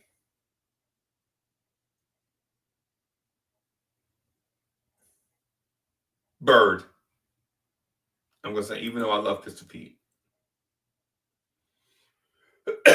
So we're going to take, I want you to get your 20 best or favorite Knicks teams, and we can even start today. I could do the brackets today. I'm working on a bracket right now.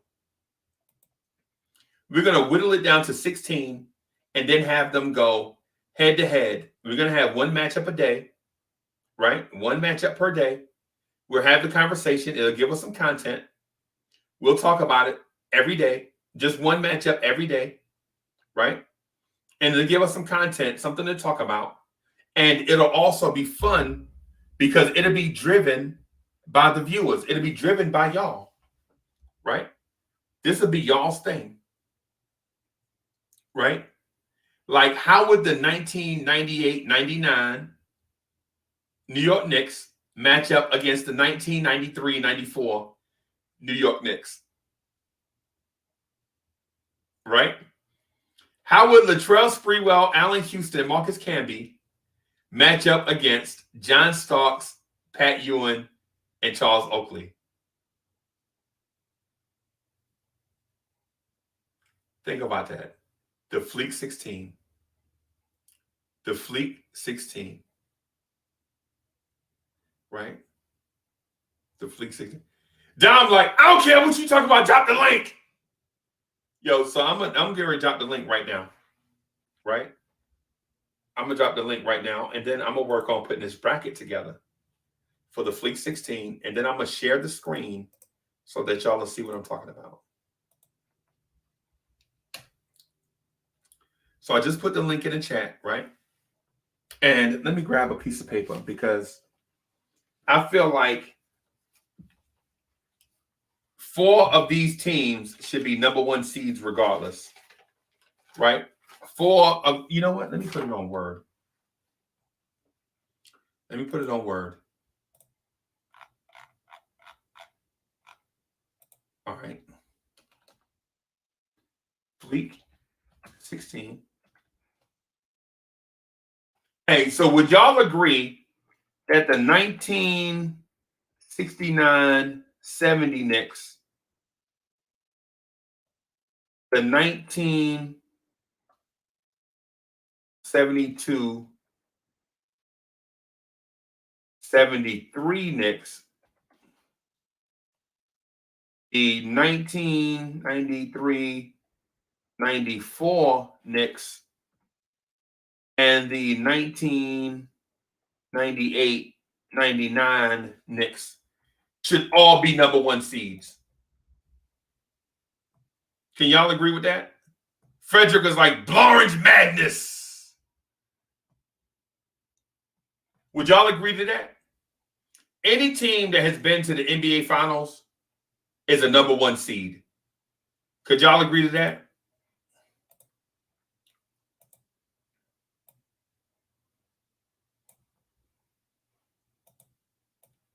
I need y'all to agree to that.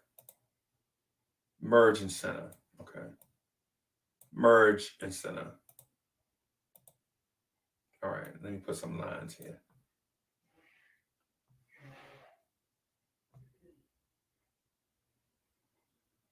Let me change the color. Yeah. All right.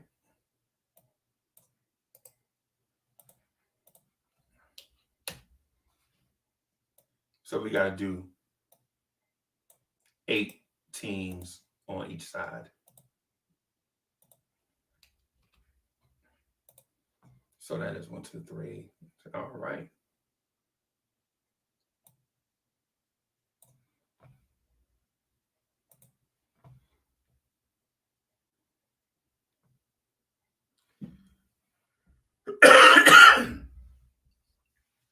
All right.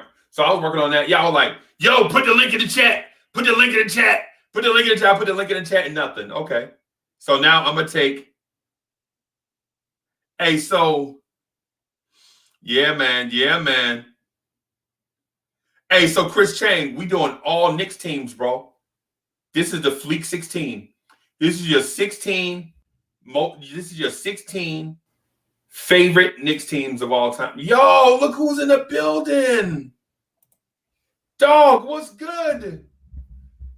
What's going on, family? Dog, I was about to put an APB out for you. I mean, like, yo, man. It's like it's a lot of stuff going on in Knicks universe, man. Like, cats out here I got to deal with grown men hollering, like, making fun of, like, players' kids all kind of stuff. Like, you know what I'm saying? So like, I just had to back off this Knicks verse for just a second, like collect myself. Right. Collect myself real quick. Right. No, I feel you, dog. I'm getting. It's a lot of like, dude. It's a lot of stuff going on. Like, I just can't I can't jack no more, man. Like, dudes is really kind of like getting kind of whack in this fanverse, man. Yeah, it's crazy, man. It's not even, man. I get DM'd, and I try to answer all DMs and all messages and everything, man. And people are like, "Yo, Thibodeau need to be fired." Yo, like dude, like, but you know what? It is funny. Knicks fans are being fans. I think what the rational fans have come to the understanding of in administrations past is that those irrational fans would cause guys like Mills or Dolan to actually act. Right. I'm loving that Leon and Tibs don't give a damn about what fans think. Right. I told even myself, the little moves that I might question that they did or didn't do, like, I'm so glad they're not even paying attention to me. I'm glad they're not paying attention to, because, like, man, dudes is bitter, bro. Right, bro. And it's not even bitter in a way that it makes sense. It's bitter in the most irrational way imaginable. Yeah, dude, like, it just doesn't make sense. Like, right. Yes, you hate Elf. I dig it. Like you'll get like 30 tweets from this one person, like, oh yeah, I hate Elf. Elf puts up a picture of his newborn. You hate his newborn too? Like, right, come on, man. Like, yo, like, Cat's got no lines. And this internet thing has really changed the disrespect game, yo. Like, I tell you, I'll end up in prison, bro. Right. Hey, bro, I'm telling you. I'm telling you, man. And what I'm saying is, artist, what up, kid? Yeah, for the team. and bro, I'm telling you, and so we have like mild conversation, right? Like, we'll have mild conversations, like we'll have something mild, like, ACP, I noticed that artwork you did for Sim Russell that time. You know what I'm saying? That was dope. Cats is like legit, like, hurry up and get back to Tibs. And I'm like, dog, we've been talking for 4 hours. Yeah. If the season ended right this second, today, salute, Karen. If the season ended right this second, today, right, we would have already beat the expectations for this season. If we got no more games than this game today, we would have already beaten all of the season's expectations for the amount of wins. Randall would have already beat the season's expectations for his performance. Like, but what fans look at is like, oh yeah, oh cool, but we're not number one. Mm-hmm. Like, we were supposed to jump from the lottery to the finals. And if we're not going to the finals, then like, oh, let's trade Randall while he has mad value. Let's go ahead and like, dude, like, do Cats even know how you build a team? No. It's just depressing. It's just depressing to me listening to dudes sometimes. That's why I had to back off a little bit. Like, dudes be talking and arguing just to talk and argue. Like, right. I love this season, and Cats is depressing me. Right. And so the thing about this season, man. The thing about this season, and that's one of the reasons why we're doing the Fleek 16, right? We're doing the Fleek 16 because it's not even about the end result for this team. It's about your entertainment and enjoyment level. You know what I'm saying? At the end of the day, yeah. You know what I'm saying? Because compared to last year, this year right here is a breeze, bro. A breeze. Right. I find myself like I have to force myself to really kind of like get up in arms about any faults I see. Like, I really can't even get mad at stuff this season. Right. So because I legit watched Julius Randle miss game winners, right? And this year I'm like, he missed a game winner. You know, it's not our time yet. We'll be all right. It don't look the same. It don't feel the same. Right. I'm watching a tight game. I'm watching a tight game against the Nets. Yes, I'm pissed that we lost and we could have won that game. Right. But like, Cats is getting blown out by like 40 points by these teams. Yes. And they having problems with us. We almost there, bro. We almost there. I'm not mad at Leon. I respect Leon for bringing us to where we are. I'm not mad at Tibs. I respect. Do I feel like everything that they like? I'm 100% behind every move they make. No, right. But like in the totality of things that they have done and where we the tale of results, like where we're at now. Oh, I have nothing but salutes for the people leading this regime, yo. Right. And AD was good. Oh, man. Is AD. And in this corner from Dude, I was about to put on some Mama Say Knock You Out for real. For real. You had me, I was trying to do my exercise. I'm trying to do a little work. I'm like, I'm not coming on today. And Freezy, but I understand this is what you do. You know, you like the fisherman with the small pole and the long reel. You know, this is what you do, you know. But for the record, I'd rather hear the woman stories than where you were going this morning. Okay, that's my thing. Right. But anyway, okay, Freezy. Let me just say a little bit what address. Oh, good morning, Free Keith. You already know what it is. AD, you know, love. Sometimes you know you can't pay attention to the trolls out there. Fact. And the mean things that people will say about someone's child and this and that, like you know them, you know what I mean? So I wouldn't even begin to even give that any kind of thought or any kind of credence at all, because there's a lot of people out there suffering with mental health issues that we just don't know, and that they don't know themselves of being ill. So I'm gonna leave that alone. Freezy. Yes, sir. Keith. You want me to be happy. You know, Freezy, you're telling me that Tibs, he has all this information, he's got everything at his disposal, whatever. You know who has all the information in the world as well, and we still criticize them? Leaders of the world. Right? And when we're unhappy with performance, we criticize. That's the nature of the game. That's just the nature of the game. We've been Knicks fans for so long and seen, not successful products or unsuccessful products that we scarred. We bitter a little bit. For those of us who are keeping it professional and keeping the love professional and whatever. So when you're telling us that they have all of this and how fast a player can run and how fast his heartbeat is at the first quarter and this, that, and the third and blah, blah, blah, blah. And okay, we get that.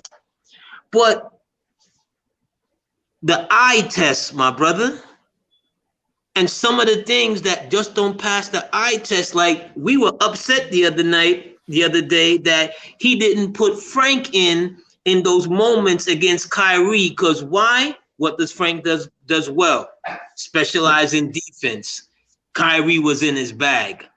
When I heard you rolling off this morning, I'm like, you was talking to Hoodie Kev this morning or last night, weren't you? Because that sounded like a Hoodie Kev rant. No. I don't. I'm old enough in Nick universe. I'm old enough in Nick universe to remember that when Mark Jackson was a rookie, 2 games in, they cut Rory Sparrow and gave him the wheel. Period. Floor is yours, my brothers. Good morning. So what I'm saying is, so I agree with you with the Frank thing, Right. But my thing is so Frank is not a defensive specialist like that. Frank is the rise to the occasion defensive specialist. Like when dudes is like in their bag, not just some random dude, not Spencer Dinwiddie. We ain't talking about Spencer when Spencer Dinwiddie getting his bag. We ain't talking about like when Tim Hardaway Jr. getting his bag. You know what I'm saying? We ain't talking about Landry Shamet done hit 3 in a row. We talking about James Harden is getting his bag. Go get him, Frank. You know what I'm saying? We ain't talking about like, you know what I'm saying? Svi Mykhailiuk is getting his bag.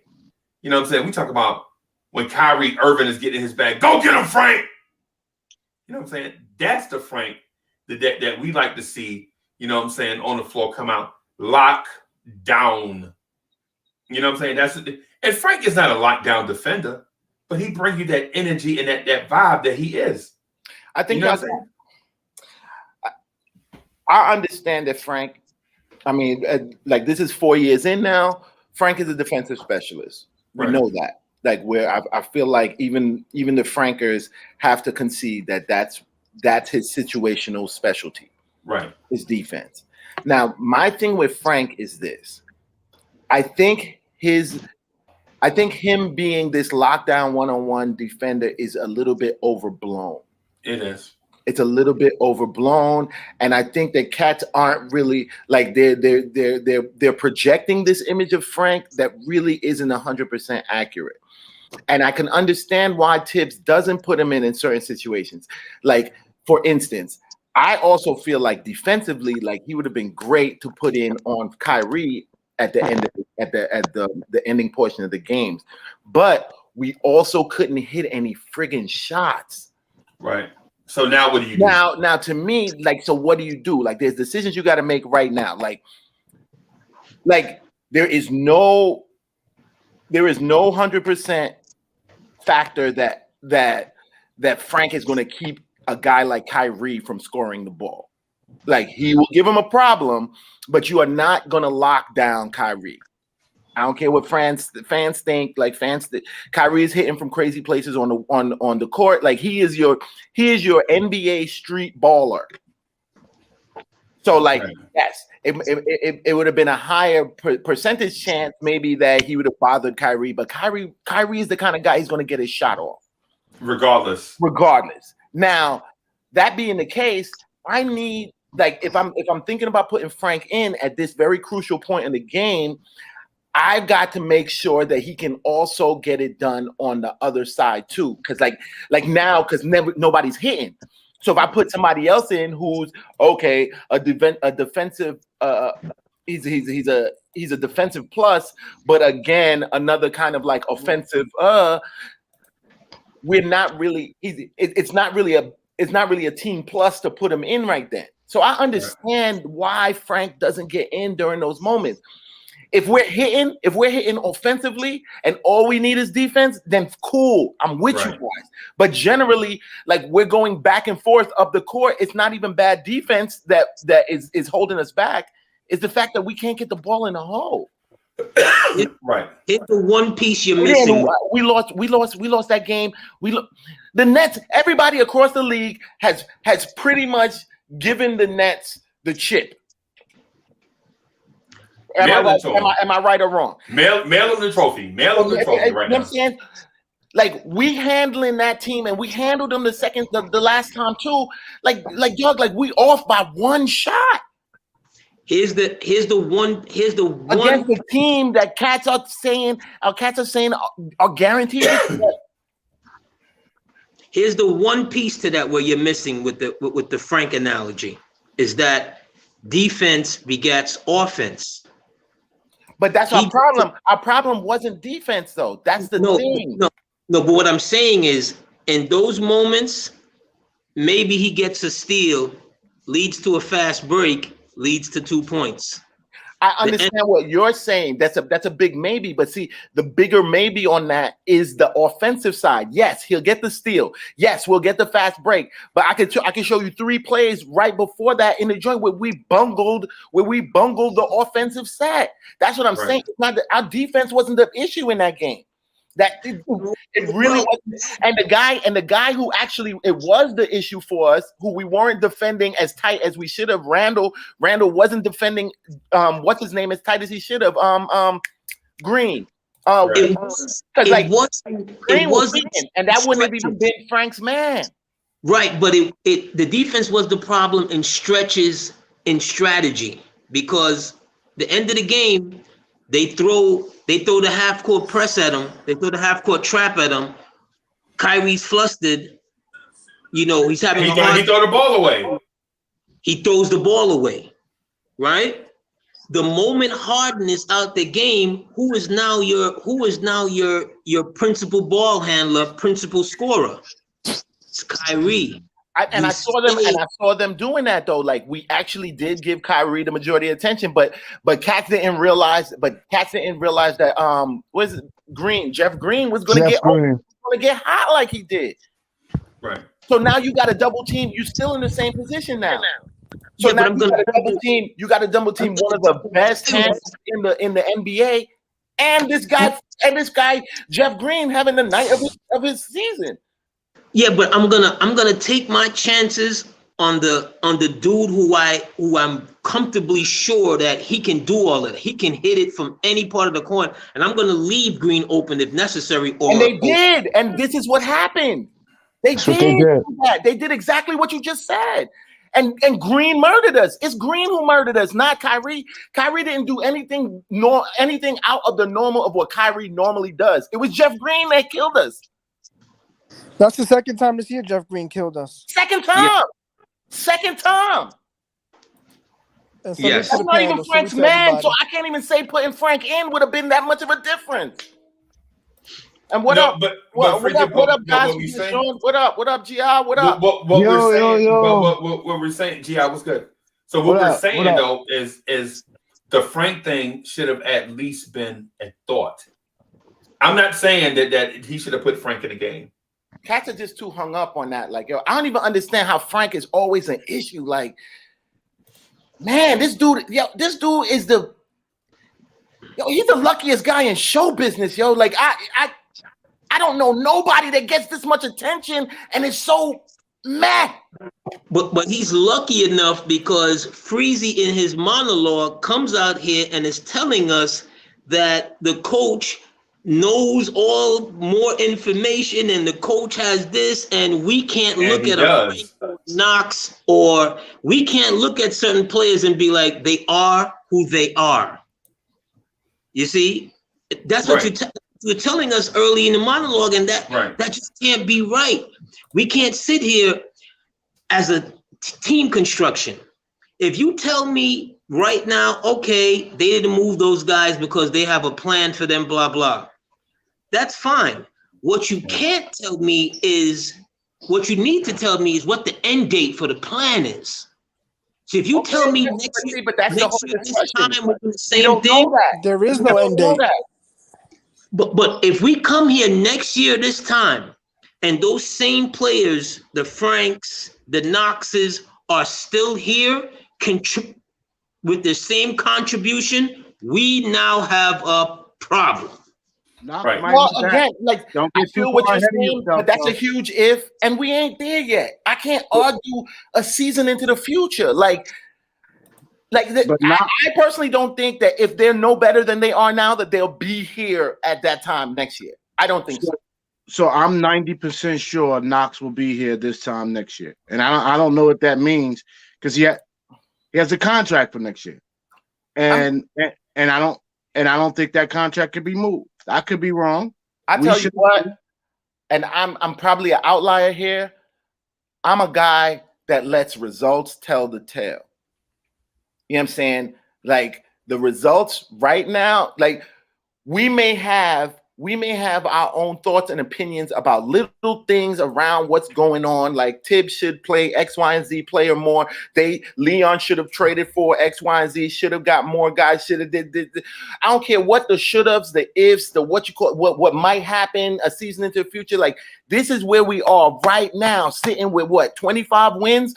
When the season total was predicted by fans, Vegas, everybody to be like 22 wins. And we still got 20 more games to go. Bro, like I'm hearing cats talk about fire Tibs, fire Leon. The cats ain't doing no work. It's frustrating. It's so ignorant. It's frustrating. So for me, this is one of the most successful seasons the past 10 years. Dude. Nothing can change that over the next. Now, I do have as a fan, I did have a number of 32. And the reason my number is 32 because this team started playing better under Mike Miller. You'd have to be crazy to think. Now I think this team under Mike Miller would have won 25 to 28 games. So that's why I said I want to at least be 5 to 6 games better than last year because we definitely were at least a 28 win 10 team last year. We won 21 before the season was short. So I'm very happy about this season. I have no problem with the current roster as constructed in the short turnaround during COVID. But I do have major expectations this summer. Major. No, that's seeing what you giving me, like what the team is giving me now. Expectations is up. Yes. Expectations is up. But what I'm saying is while this season is going through, I'm not doom and glooming like a lot. Like, you listen to some fans and you would think that without seeing the box scores or nothing like that, like we were having another lottery season. You listen to some fans and it legit sounds like we're 0-51. Yo, and I'm not the guy, like, it makes me sound like, like you don't think that there could be any criticism for Tibs or like, nah, like cats ain't perfect. I'm sure, like, I can take shots at any little thing, this, that, and the other. The results, which is what we're all here for. The results are speaking for itself, and it's not an accident. So they're doing something right. How do we key in on what it is that they're doing right? The problem is you have fans that looked at the schedule and looked at the team in October and said, we're going to the playoffs. Ignored the fact that Vegas said we would win 22 games. Ignored all of the major sports, especially NBA writers saying the Knicks is one of the worst teams as constructed in the NBA. So now you can't tell them nothing. So I don't even waste my time with that situation. The fact of the matter is the Knicks are playing with house money the rest of the season. House money. What's most important to me is not the local fans. What's most important to me are my fraternity brothers who live all over the country, or my golf buddies who live all over the country, and we get together and we talk sports. And for the last 15 to 20 years, as soon as I say I'm a Knicks fan, nothing but laughter busts out. I could go through my phone, I'm on it now, and show you the number of text messages from my boys that say, man, I can't believe how hard the Knicks play every night. I can't believe what Thibodeau is getting out of that That's team. what makes me happy. I can't believe that Randall just turned this around overnight. And then they end with, well, let's see what y'all do from here. Yeah. So every other fan in America understands the Knicks scenario, this Knicks situation. The cards were dealt except Knicks fans. What are you gonna do? I totally agree with what you just said. Nobody really kind of like. I spoke to somebody the other day, like a group of basketball fans. Like, actually, it was some cats at work that I ran up on, and we was talking basketball. And I was like, "Yeah, like I'm a Knicks fan," and like normally I prepare myself to get like clown, right? And cats was like you a Knicks fan? Like, oh, you bandwagon. I actually felt good. Yeah, you like bandwagon? Like, oh, you looking like, oh, the Knicks looking like a team to be bandwagon this year. That's right. Right, fine. Respect. Yes. This is we're at the point where like you can't believe somebody's a Knicks fan because that's a good sign. Those are good signs. One of the comments just said, "Oh, we're supposed to be happy because Vegas said we will win 22 all season, and we've since won 26. That's mediocre. So what if we just That's won the 22? progress, not So what if we mediocrity, just won the progress. 22?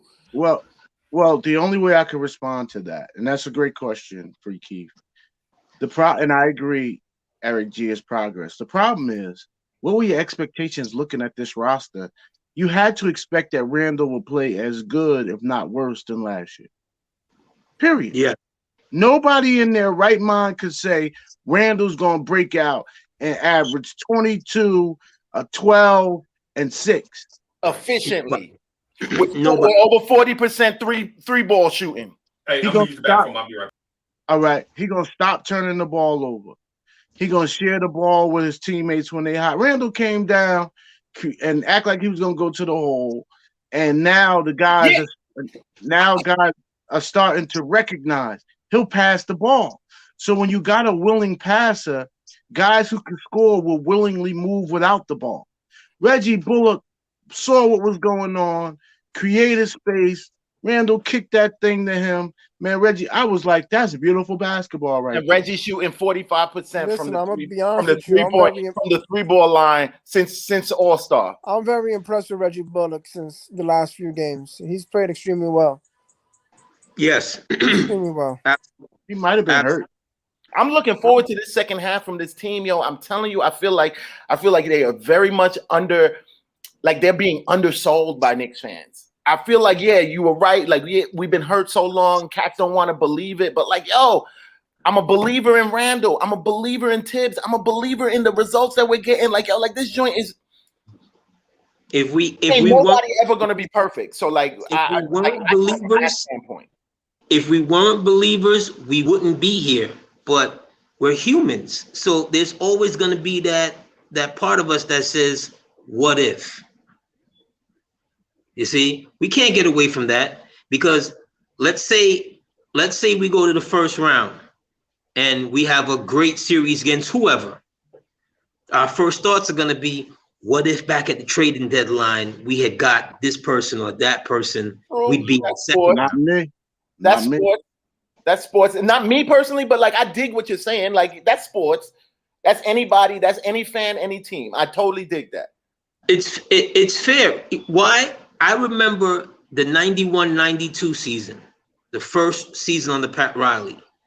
That was the beginning of those teams that was going to go to war for the next 3-4 years before they switched to Johnson and Canby and stuff like that. But those early teams, that first Game 7 against Chicago, no one thought that we were going to go to Game 5, let alone a Game 7. Yeah, they didn't know cats would be going toe to toe with them like that. And hold then on, what CP said that 500 is mediocre, and then he goes on to say, if an NFL team was 6-6, no one will be cheering for that. I'll tell you right now, CP. It's not about cheering for that. If the Jets were 6-6, I'll be cheering. And it's weird. Like I dig it. I'm not. There's not a banner going up because we're 500. There's celebration going up because we thought we was going to be under 300. Yes. Like, you know what I'm saying? Like that. Like, yes. Yo, these glass half empty cats is like. I just don't see. I can't pull down deep enough to see the negative in this situation in this season as being bigger than the positive. Like, because we don't anywhere near 500 at the point of the season. We don't progress in our thought patterns the way we should as a season goes on. Right. We're stuck. Right. We're stuck at the All-Star break. There's cats who are actually trying to make up excuses and give themselves reasons for why the team is going to be bad. I seen some cat in the chat say some joint like, "Oh, Randall and RJ aren't going to play like this when the crowds come back." Like that's not even a basketball related thing. Like, really? Yeah, look in the chat. I know. I'm talking about Yankees, Knicks, Giants. You're forgetting one thing. Will Randall and RJ perform like this when fans in the stands? Why wouldn't they? That's not even basketball related. Like, this is what I'm talking about. Like, fans are just, man, yo, cats. The problem is managing your relationship with your bet sports team is no different than managing a relationship with your significant other. And that starts with having reasonable expectations. And I don't know what Knicks fans in November, in January, April 1, April 8, I don't know what Knicks fans can't realistically look at the results and say, wow. Wow.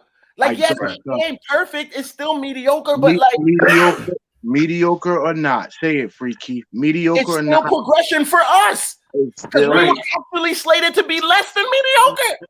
And we all accepted it. It's still a wow situation. It's wow. Right. Even though we got one of the toughest schedules the rest of the way. We play 5 games. I think we may have 4 or 5 games of the last 20 plus left, where the teams aren't in the playoffs. Everybody else is deep in the playoffs. But GI, what about so first of all, the name on the schedule thing to me is a little bit overrated, right? Because we already beat the Bucks, and when the second half schedule came out, we circled the Bucks as a loss. It's a loss, yeah. Right. And secondly, what we have to also look at is that other teams have tough schedules as well, including Atlanta and Charlotte.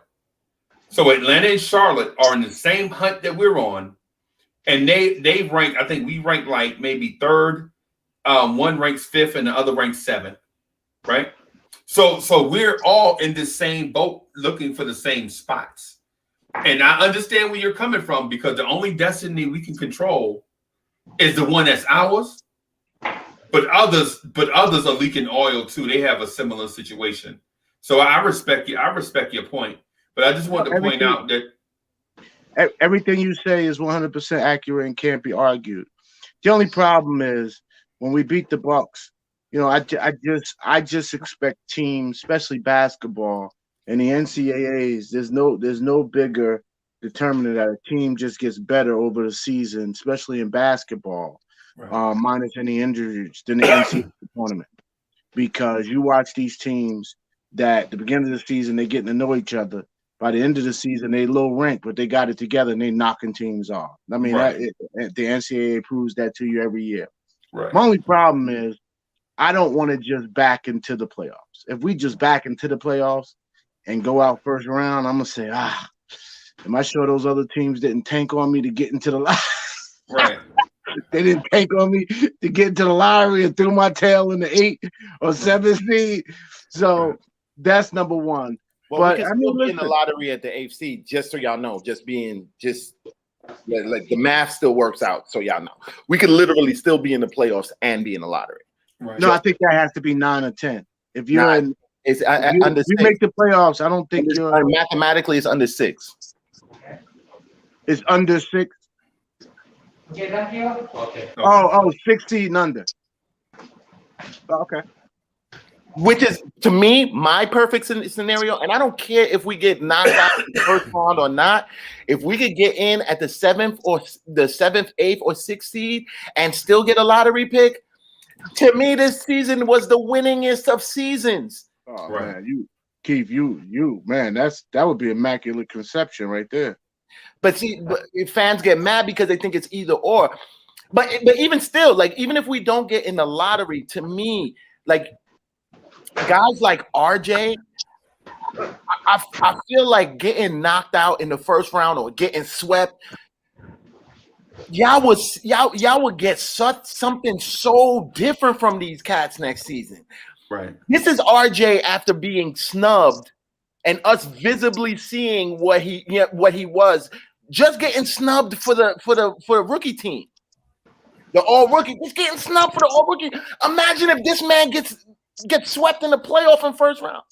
Right. Not only that, he just got snubbed for top 25 players. 25 and under. Yep. And your man's what you call it? Watch at him. It's. I want to be in the playoffs. I want something like I really want something that they could, like, those cats can like sink their teeth into and be mad about for next season. Right. I'm excited for tonight because if we win tonight, I think we move up to the 6th seed. So it'll be something that could really help. And that means we'll be 2-0 against Boston. So that's huge too when it comes to standings if we finish with the same record. You know what I'm saying? Yes. And we talk all this playoff talk, but like I honestly, and this is me, I don't know about any other fan or this, that, and the other. Like, we could lose every game for the rest of this season. Oh God, no! Don't do that! Don't do that! We could lose every game for the rest. I'll still be right here. Not make the playoffs. Not make the playoffs. Get in the lottery, and I'll be just as happy with this season's outcome. Like no, no, I'm not gonna go there with you. I No, would love for us to get into the playoffs too, but like, dude, I don't see a negative to this season. I'm sorry, I don't see a negative to the season right now. Right now, I don't see a negative to the season. The only reason why I disagree with it is not disagree with it, but I don't feel the same way. CP, what you mean keep that energy? Like, the same energy. Y'all just some old cups half empty kind of mugs, bro. Right. That's it. No, we don't vibe with that. Listen, I don't vibe with that. Like right now, at 26 wins, we are 4 wins above where we were supposed to be the whole season, and we still got 20 games to go. The reason why we lose every one of those games, we're in a better position than anybody thought we was going to be. I'm not going to be super depressed. I'm going to take my lottery picks, and I'm be like, yo, we're going to the chip next year. The reason y'all got to run and see my client. I enjoyed my time with y'all today. I'll see y'all later. Bro. Gia, you're going to be hit us up, though. Let us know the time. Listen. The reason why I would say that I don't agree with that is because if we lost every game, that would just be the way we feel right now, just being competitive in games, playing well. I mean, and in every game against top tier talent teams in the NBA right now, our job is just getting over the hump. So if we would end up losing like that and not making the playoffs and going in the lottery, for me, that's an in-season regression. Where something had to happen, for that to happen, and or teams got better. Like that's like all the top teams got better. Not that much better. Why can't we get better? It's the second half of the season. Normally, teams play better the second half of the season, especially those playoff teams. I'm not mad at that. Like, yeah, okay, I'm not looking at it like it's a big, like it's going to be a plus that we don't make the the playoffs. But like, I feel like where we are statistically right now in terms of the number of wins, if we don't win anything and we get into the lottery, to me, we had still an unexpected season, and Cat still got their lottery pick. Lucas, I don't think Fleek is bugging. He's not saying he's like happy with 26. I'm just saying be happy. Y'all twist this up. I'm not saying be happy. I'm not gonna be super disappointed. Okay, Keith, I get it. You're not going to be super disappointed. That's cool, but I would, because why? I don't give up seasons. I don't go into any season not seeing the glass as half full or full. I agree. You got to show me that the glass is half empty. You see what I'm saying? And if you lose the rest of these games, or if you don't make it, of course we're not going to lose the rest of these games. We're just using that. I don't think we'll lose all. I'm talking about like our schedule is the second hardest schedule. The second half of this season is the second hardest schedule in the East Coast. As a team that was predicted to be in the lottery, and where we are right now, if this very hard schedule, we don't win it out, I'm not mad at that. That's what I'm saying. Like, okay, I know what you mean. That's cool. That's cool. But what I'm saying is this. If I don't get into the playoffs, okay, my analysis of the people who are in those positions to make the proper moves, it goes up. You see what I'm saying? I'm looking at every maneuver, because while I'm looking at teams add pieces, you're getting G leaguers, afterthoughts when guys are getting hurt. You're not pivoting. You can't get that out of me, because why? I want to win. I've always wanted to win. If I don't want to win, why am I here watching this team? What am I hoping to win? No, I want to win. I'm claiming wins. See what I'm saying? I'm never gonna be happy with what you give me on the plate and tell me, well, the food is good and it stinks to me. I'm never gonna be happy with that. For real. I'll say this. If the Knicks win 5, like go on a little 4 or 5 game winning streak, they'll finish over 500 and be in the playoffs. Don't get it twisted. We have to actually physically try to be in the lottery. Like, you know what I'm saying? Like, Cats is really kind of like there ain't no tanking where we're at and it's 20 games out. That's a right. I agree. That's just a silly thought. But my speaking that in terms of like an extreme. If we lose I doubt we'll lose every game. I doubt we'll lose half the games that we got left. At least that's how I look at it. Like, they owe me. I'm fully vested in my 37 wins. Yeah. But like, I tell you that either way, it's just not a loss. That's what I'm saying. Either way, like, I'm gonna be disappointed because, yes, like you, I'm a sportsman, and sports is about winning. You go out there and you try to win every night. That's why I'm not pro tanking. I think I think tanking is a disrespect to the whole idea of sports. Yeah, but to me, a hard-felt loss is a hard-fought loss is a hard-fought loss. I might have wanted to win, but if it looked like you tried to win and just couldn't, I can only do nothing but be mad. Okay, I'm mad. You know what I'm saying? Like, okay, but it's how you do things. Because look at these analogies. You think Houston gives a damn that they tanked for Olajuwon and got championships out of that? You think San Antonio gives a damn that they tanked and got Tim Duncan that built their 20-some-odd year you dynasty? Talking about after facts.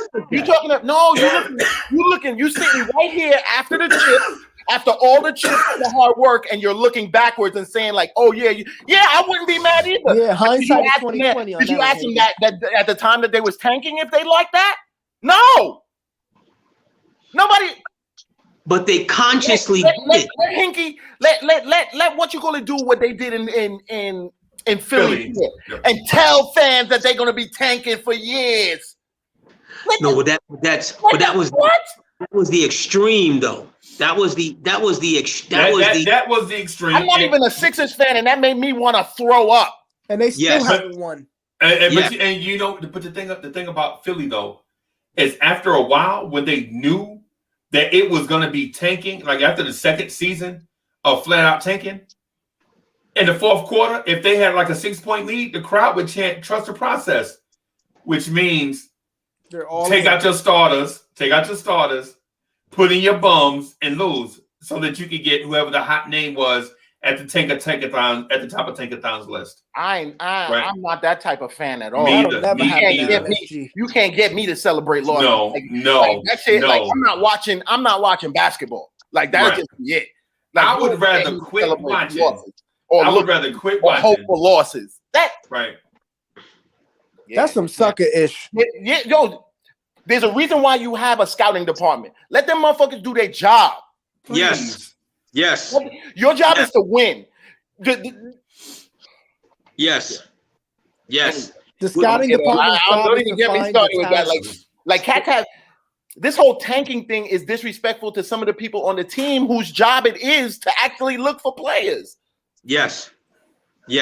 To find you suspect, yo. Yeah, we know you rooting for L's. You suspect. We know. So here's the thing that they got. I'm rooting for L's. Let me get Anthony D fired up. I gotta get Anthony D fired up real quick. Well, hold on, I gotta get Anthony D fired up. Get me fired up. I wanna say something to you here, Freezy. I was on my Ron Isley shit yesterday. You know fur coat and everything. You know what I'm saying? I was pretty Tony. You know what I mean? You done brought me down into some hoodie Kev stage where I'm don't do this to me, brother. I need to keep my mental where it's at, man. Right. Don't do this to me. Right. We gotta be. Hey, when it comes to that, we gotta be sharp and have perspective. You You know what I'm saying? We gotta look at this. You remember those classes we used to take in school, the humanities, where they have you look at events through different lenses, like different points of view and perspectives, so that you can get a greater understanding of what the event actually was and meant to humanity as a whole, as opposed to the point of view from one side. Absolutely. Right? That's what we have to do right now with the Knicks. Right? That's what we have to do with Tom Thibodeau. Like legit dudes are screaming at me, like dudes legit texting me, DMing me, yelling at me in the virtual chat, saying Tibs need to play the kids, or Tibs needs to do this, or Tibs need to do that. And I'm trying to tell them, and I'm screaming at them like, yo, the previous coaches and previous leadership ruins all of our young guys by doing it the wrong way at a fast pace. So not only are they doing it wrong, they're doing it wrong in a hurry, right? So they're like, yo, we draft Kevin Knox. Kevin Knox is our savior. Start him day one. He got to average 25 a game and make the all-star team. And you're like, the dude is 19. Dude's 19. And what they'll say, well, LeBron was 19. This dude's not LeBron. Are you serious? Dudes are like, draft Frank. Draft Frank. Frank's 19. He's a point guard of the future. He's going to come in. He's going to lock down first. And then Frank is going to be an all-star. He's 6'7", with a 7'7" wingspan. And Frank is going to lock down every guard in the game. And I'm like, bro, the kid is 19. Right? But you know how you could avoid that? You know how management could have avoided that? Any management could avoid that. Be a bit more forthright with your fan base. No, we tried that. We tried that. Phil tried that. Hold on, hear me out a little bit, Fleeq. Hit me out. When you have a new... Not this fan base. Hold on. When you have a new executive staff comes in, and they don't think that much of the fan base besides sending out a written, something from the PR, that at the PR department drummed up. Remember, if you don't want to be interviewed by a media company, this one or that one, you have your own media company. I'm not saying you give up the goods and have a sit down fireside chat. You know what I'm saying? But let us understand what your philosophy is. If you let us understand what your philosophy is, we could always go back to that and be like, well, they did say they're looking to do this, and this. You're speaking very specifically about yourself and how you take in information. Yes. And how, dude, you're bugging out. Now take that. Now take that and open it up, and think about the Knicks fan base. This fan base does. I'm not talking about the troll. Wait, but like Leon can't just think about you. This is what I'm saying. Leon got to think about the whole fan base. And the guys who are louder, the guys who are loudest are the fans that do stupid stuff like boo rookies, boo Nick rookies at games. They do that kind of stuff. These are the same fans that a player who they don't like will put up pictures of their newborn and they will clown their newborn. That's the kind of fans that you're not realizing that you're not talking about. I totally understand why Leon is tight-lipped. Hey, I'm gonna work my plan. I'm gonna get these W's. Y'all gonna bitch and moan, and then y'all gonna accept it and be happy when at the end product. Like it doesn't matter what he says. There's gonna be a faction of Knicks fans that's like that. Won't listen to what he said in terms of like what they're doing, and then there's gonna be the other fans that like oh, that's so wrong. It's better he just don't say nothing and just do. Let's go that route. Knicks haven't gone that route. Yeah, but even if there's still a flip side to that, because even if your plan is successful for what you think the masses will accept, there's still those that are gonna say you wasn't good enough. That wasn't good enough for me unless you overall win the championship. All I'm saying is, and I'm sure he knows that. I'm sure he knows that.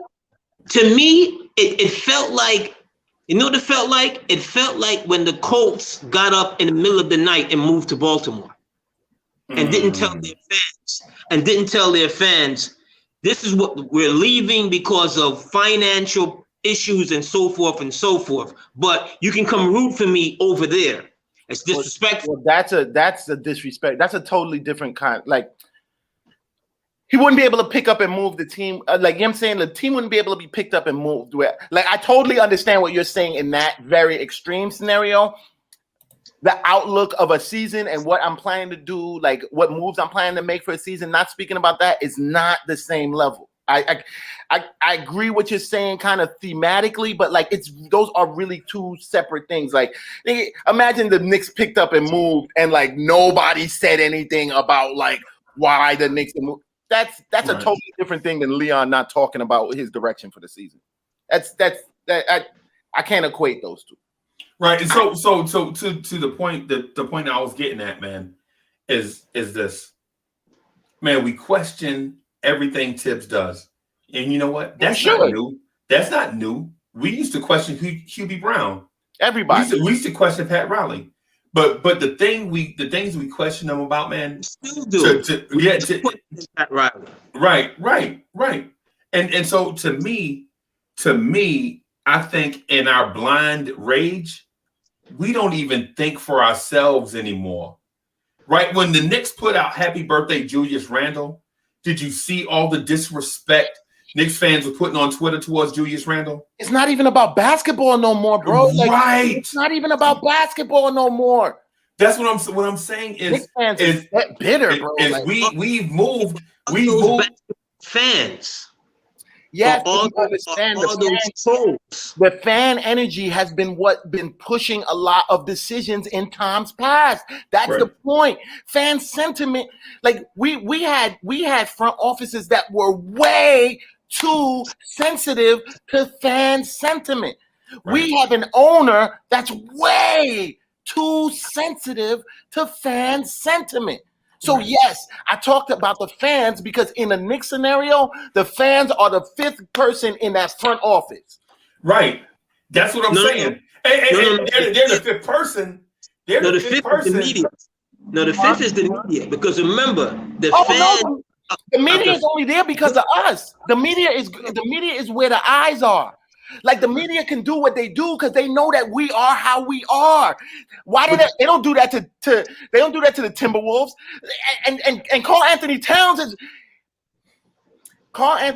has led that team nowhere. And the media leaves the team alone. Why? Because they got 4 fans. And well, they got 3 fans, right? One of them is probably one of them is probably one of the team's players' moms. But right. Like, if they had a fan base like ours, trust, they'd be getting talked about. And to AD's point, man, I understand where AD is coming from, right? Because in years past, when the fans didn't have a voice, the media spoke for us.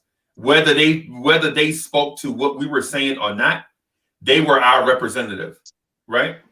But now with social media, they just stoke fires. All they do is stoke fires. You know how many points that I've seen in my Knicks threads? Like we talking about these things between fans, and then I see it pop up in the media. Right. Yeah, and it's to a point now where the media has nothing to talk about except Brian Windhorst saying, I have a reasonable source that in a year a star is going to get disgruntled and going to want to get traded to New York if New York keeps on the same. So here's the thing. First of all, don't play us like dummies, dog. We're smart. We're smarter than what you think we are, right? Don't push a story today and think we're gonna forget about it in a year when the chickens come home to roost, right? Don't try to sell papers today for the future, right? You know what I'm saying? Everybody just knew KD and Kyrie was coming here. Everybody knew it. With Zion, everybody, Stephen A. Even Stephen A. guaranteed it. Max Corny Kellerman, everybody knew that KD and Kyrie was coming, except KD and Kyrie. Yes, right. Right. Stephen A. guaranteed it. Stephen A. said Guaranteed it. He said guaranteed it. before a year and a half before it was time. He got on ESPN and said there's a 97% chance that KD is coming to New York. And then the same year, he's like, it's in the bag. I have back channel sources that told me KD is going to New York. He already talked to the Knicks. All they have to do is wait till the summertime. I agree, but I think what happened in that situation was everything changed when KD tore his Achilles. That's what fans want to put in their head to make them feel that's what fans want to put in their minds. No, feel comfortable. The Knicks, they would have been dumb to come here. And I'm a Knicks fan. I'm probably like a homerish kind of Knicks fan. But the Nets were a better team. Like I'm not gonna. Why ask yourself seriously why they would have came here over the Nets? Right. Why? Here's the thing with that. Both of those cats. Now, remember this. Go back 2 years prior to last year, right? When Kyrie wanted out of Cleveland, who did we hear that was on his dream team, right? His wish list. The Nets were in Brooklyn. You didn't hear a peep about him growing up as a Net fan and wanting to be on the Nets and whatever. Right. He wanted to be, from what we understood, the Knicks were a possibility. They were talking of the fact that his father comes from whatever houses out in Harlem, whatever, right? Okay. He's from Mitchell Project in the Bronx. The color scheme for the Uncle Drew movie was blue and orange. Okay. The color scheme for the entire movie was blue and orange. Right? Dude, this is before he left now. The owner came on ESPN and boasts the Michael K show. Yep. Yes, Michael K show boasts proudly that his peoples were telling him that stars. That things were going to be good this off season. Right. Had your owner mad confident. Okay. Wait. You know what's so funny though? How did he know that? Because his boy Mills is selling wolf cookies. Right. Like, because as soon as I saw Dolan get in front of the media and be like, "Oh yeah, I expect to be in the playoffs next season," and I hear we're getting calls for starts. They ain't calling him. Who's telling them we're getting calls? The front office. Mills got himself fired, and people be mad. Right. People be mad because he set expectations that he couldn't fill. Right. Because the coach set expectations that he couldn't fill. Because the coach, Mills hired the coach. I ain't blaming the coach. You ain't blaming Fizdale. No, you ain't blaming Fizdale. I blame Fizdale for Fizdale's part. He's a bad coach. Period. I'm not blaming him for what the guy who's his superior did. Yes.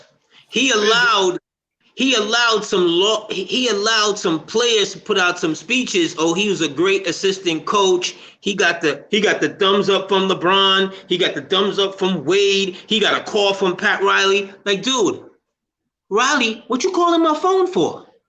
You in a part of this organization? I'm not listening to nothing that you're telling me about this dude. Right. What? You left here on a fax resignation. What are you calling my phone for? Right. I'm gonna treat you like a scam caller. What? Right. Bang. You spam, bro. You spam. And not even that. It's funny. Like, I don't think that there are two different. There are different styles of coaches and different needs in coaching in the NBA. You got your teams that are made up of stars. They don't need coaches. They need managers. Right. You need game managers. I feel like your boy Mills definitely drank all the Kool-Aid, thought that KD Kyrie was coming, and what Fizz was hired for was to be a manager of star personalities. That's what Fizz was here for. Yes. And I'm not mad at that because I think that in the scenario of us getting those two, Fizz would have probably looked like a way better coach because he wouldn't have had to coach. Right. All he would have had to do was manage and massage personalities. And I feel like Fizz can do that. He's perfect for that. Right. At the moment that we knew that we wasn't getting him, I feel like that's why they called Miller up in the middle of the summer. They called Miller up, but what they didn't do is not go all the way. Again, trying to save face because they didn't want to make it look like the Fizz was a bad hire. They should have went ahead and let Miller take the job. Then we would have definitely had a much better season, and we would have been. You saw this Randall sooner. We would have saw this Randall sooner, and we would have been complaining about different things. Right. Because we'd still been complaining. Like these complaints about not doing enough would have been last season. Right. Yes. We still been complaining because we're Knicks fans. Bro. We're Knicks fans. I'm totally not. I'm totally understanding that. Right. We're gonna find something to complain about. Right. And so my point about Thibodeau is, and I know people get heated when I defend Thibodeau, right? So my point with Thibodeau is your rookies and young players were bruised, battered, and scarred by doofuses who felt like they were leaders but were not. And this is what I tell young people all the time. Everybody that's in the front talking is not the leader. Bro, the leader is the person that is pushed to the front by the group because he or she accentuates what the group thinks and wants to do. So they push that forward, they push that person forward, and that person needs the group, right? A leader is just not somebody that walks up to a group of people and say, hey, y'all follow me. You don't want that, right? You want a leader to understand direction, know how to get there, and know how to treat his people, right? And I heard a rich guy say something like that. I tried to paraphrase it. The way he said it was way better than the way I said it just now. But you don't want somebody out of the group to walk up front and say, follow me. They don't have a direction. They don't know where they're going. They don't know how to treat people, but they have vigor, right, and determination. That's not a leader. You want your leader to be a part of the group, somebody that's going to bring the group along, right? And so with Steve Mills and David Fizdale, we had dudes in over their head. Everything bad that happened to the Knicks in the last 20 years, Steve Mills had some part to play in it. Some part. Yes. Right? When you look back at all the pictures, when you look back at all the bad free agent signings, Steve Mills are in those pictures, right? And so what I'm saying is with Tibs understands he has to rehabilitate these young guys. And I know people are going to be like, they get paid. Hey, man, I understand that. But what I'm saying is New York is a different place, right? New York is not Memphis, Tennessee.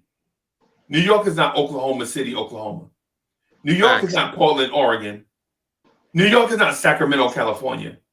New York is not Detroit, Michigan. New York is not even Houston, Texas, or Washington, D.C. New York is a place that will grind, that will eat anybody. And what you need to do, man, when you bring rookies here, you have to nurture them in an old school way. You can't throw them to the wolves because there's more wolves here than anywhere else. You can't throw your rookies to the wolves because there are more wolves here than anywhere else. For the last 4 years, that's what I've been saying. This is not a kid's town. Like, this is not a town for multi-year project kids. Like, they're gonna get hurt here. Their feelings are gonna get hurt. This is not the place for them to develop. You send them out to the Timberwolves for that. You send them out to what's the name in Florida for that. Like, this is not Orlando. From the time we got that the middle of that first season with Frank, I could tell you like he was gonna have a problem here. Yep. You're gonna have a problem here because like this is not the place for a slow burn. Like our expectations are too high, and then to come to the next year and get another year's long project, bro. With no developmental staff, but it's not just Frank though. It's not just Frank. And the moves that Leon made when he got here let us know that they weren't even prepared those years before Leon was here to actually develop those projects. Right. The first thing Leon did when he came here is got a competent development staff. Right. So that means we didn't even have that. How Right. you bringing in years-long projects and you don't even have a development staff for them? But Freeky, but listen. So people think it starts with Frank, but I'm gonna name some names. That's not even me calling out Frank. That's me calling out the organization. I understand. I'm with you. But people forget about the Josh Harrelsons. Yeah. You remember Josh Harrelson? Yeah. People forget about the Antetokounmpo, the Nassas Antetokounmpos. The Nassas. They forget about the Cle Anthony Earlys. They forget about the Landry Fields, the Andy Routons. They forget about the Jeremy Tylers. They forget about the Jeremy Grants. You know what I'm saying? The Jeremy Grants. Yeah, the Cle Anthony Earlys. They forget about all these players, man. This is not a new thing. All these young kids we brought here, they get chewed up and spitting out in New York. They can't make it because New York is not. Before this regime,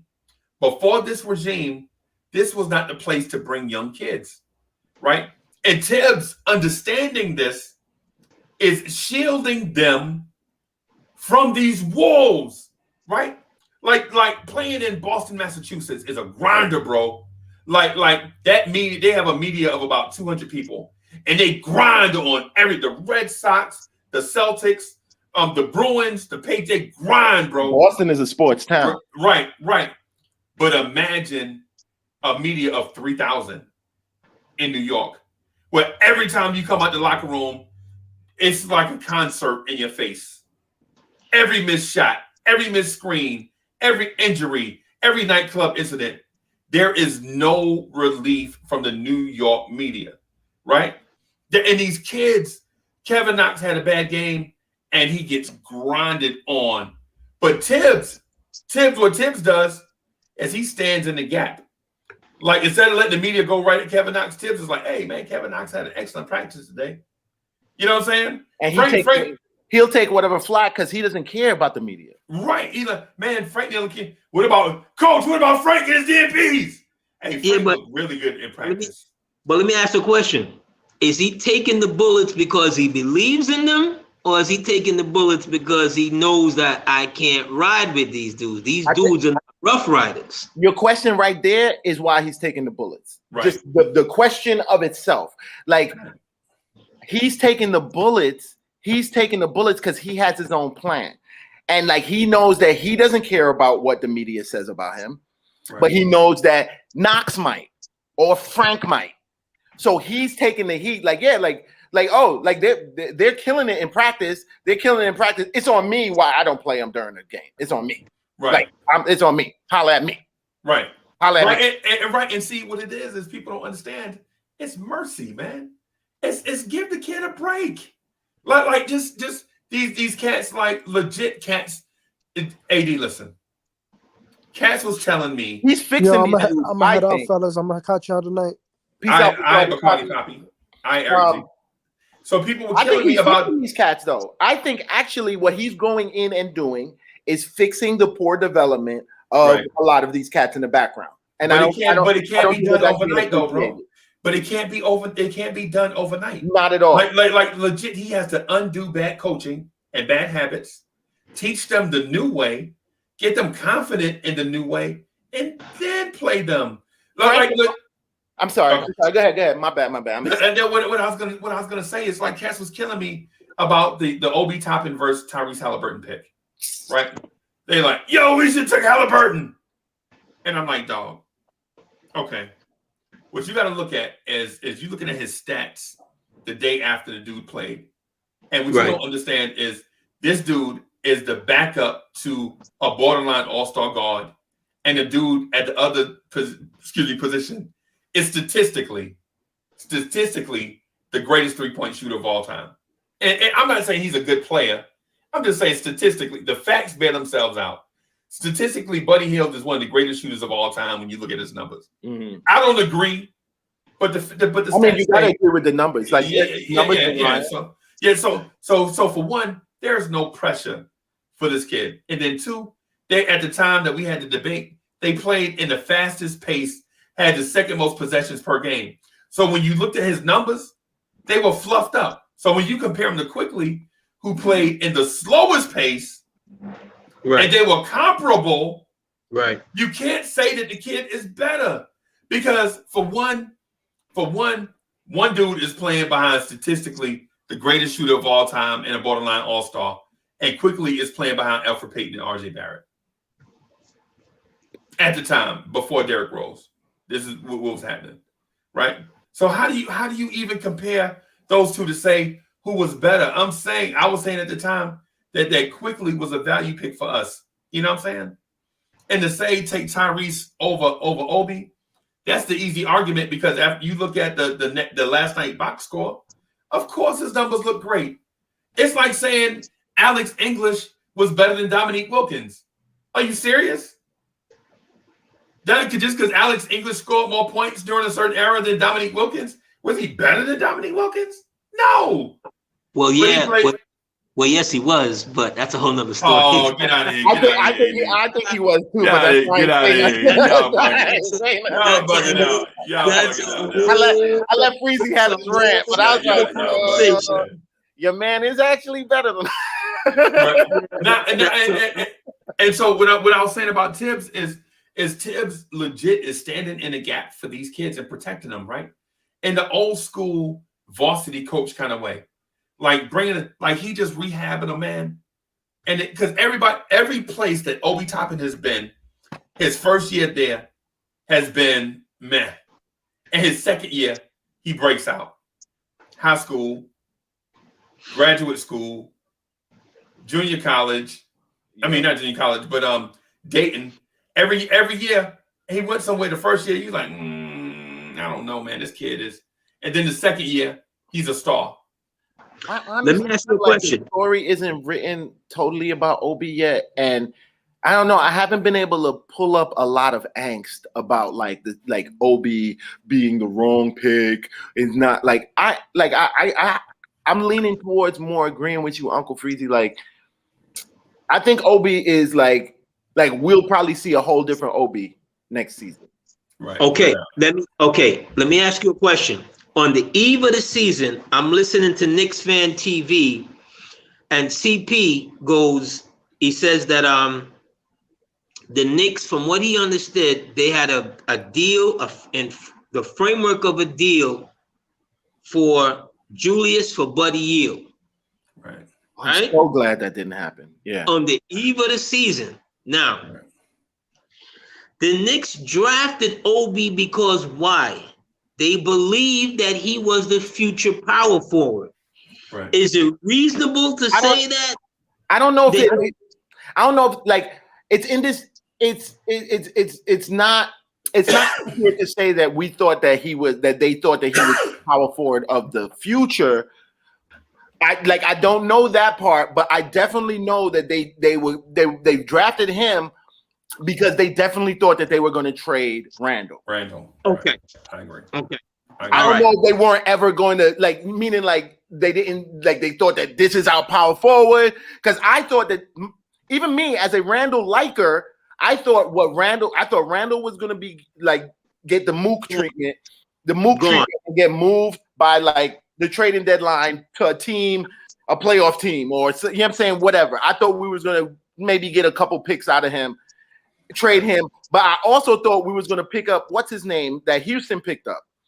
I thought it was going to be him and Obi. Christian Wood. Yeah, Christian Wood. I thought we was going to get Wood. We picked Obi. Was my pick. Obi was the one who I wanted. At 8, I thought that was my blessing. Was my pick too. I thought it was a blessing that we got Obi at 8. I didn't think that he'd even make it to 8. Cool. He was my pick. As soon as preseason opened up, I realized I was like, oh wait, Randall playing like this? Maybe it's a fluke. Right. Okay. Second preseason game. This dude looking for cats. He's passing and looking for cats. Season open up. He's shooting 70% from 3. Right. For 5 games. Who knew this was coming? Nobody. Anybody said it, I don't even. And again, on my threads, I was getting shots for taking up for Randall. Right. And this is a mind blower that he came back like this. So I understand that they probably picked Obi. If I was on management and I was looking backwards, I'd have probably picked Halliburton. If I knew that this was the Randall that was coming out of it. Right. I have no problem. And I honestly think that you give this guy Obi, you give Obi, Tibs, and the staff an off season, we coming back with either a traded Obi or a better Obi for the team. Right. I think you're coming back with a traded Obi. Okay.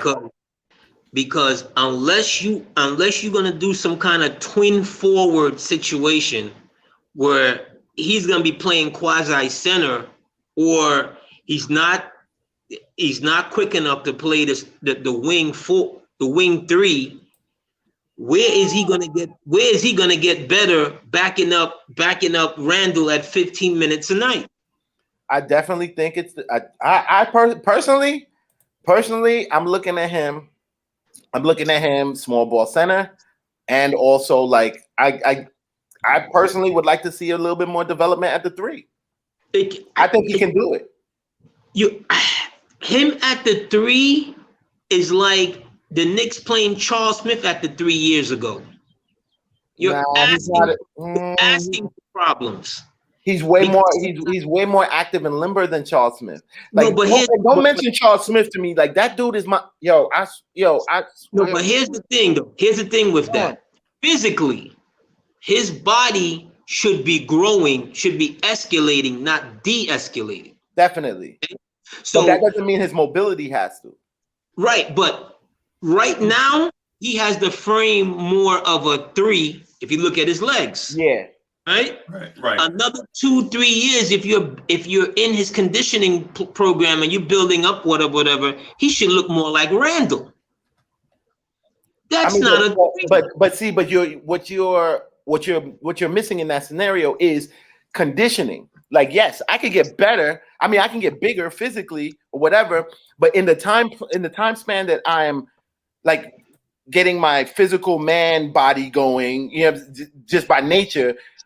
But in that time, if the skills that I am practicing are those skills that are related to the 3 position, it's not the size will actually become a plus.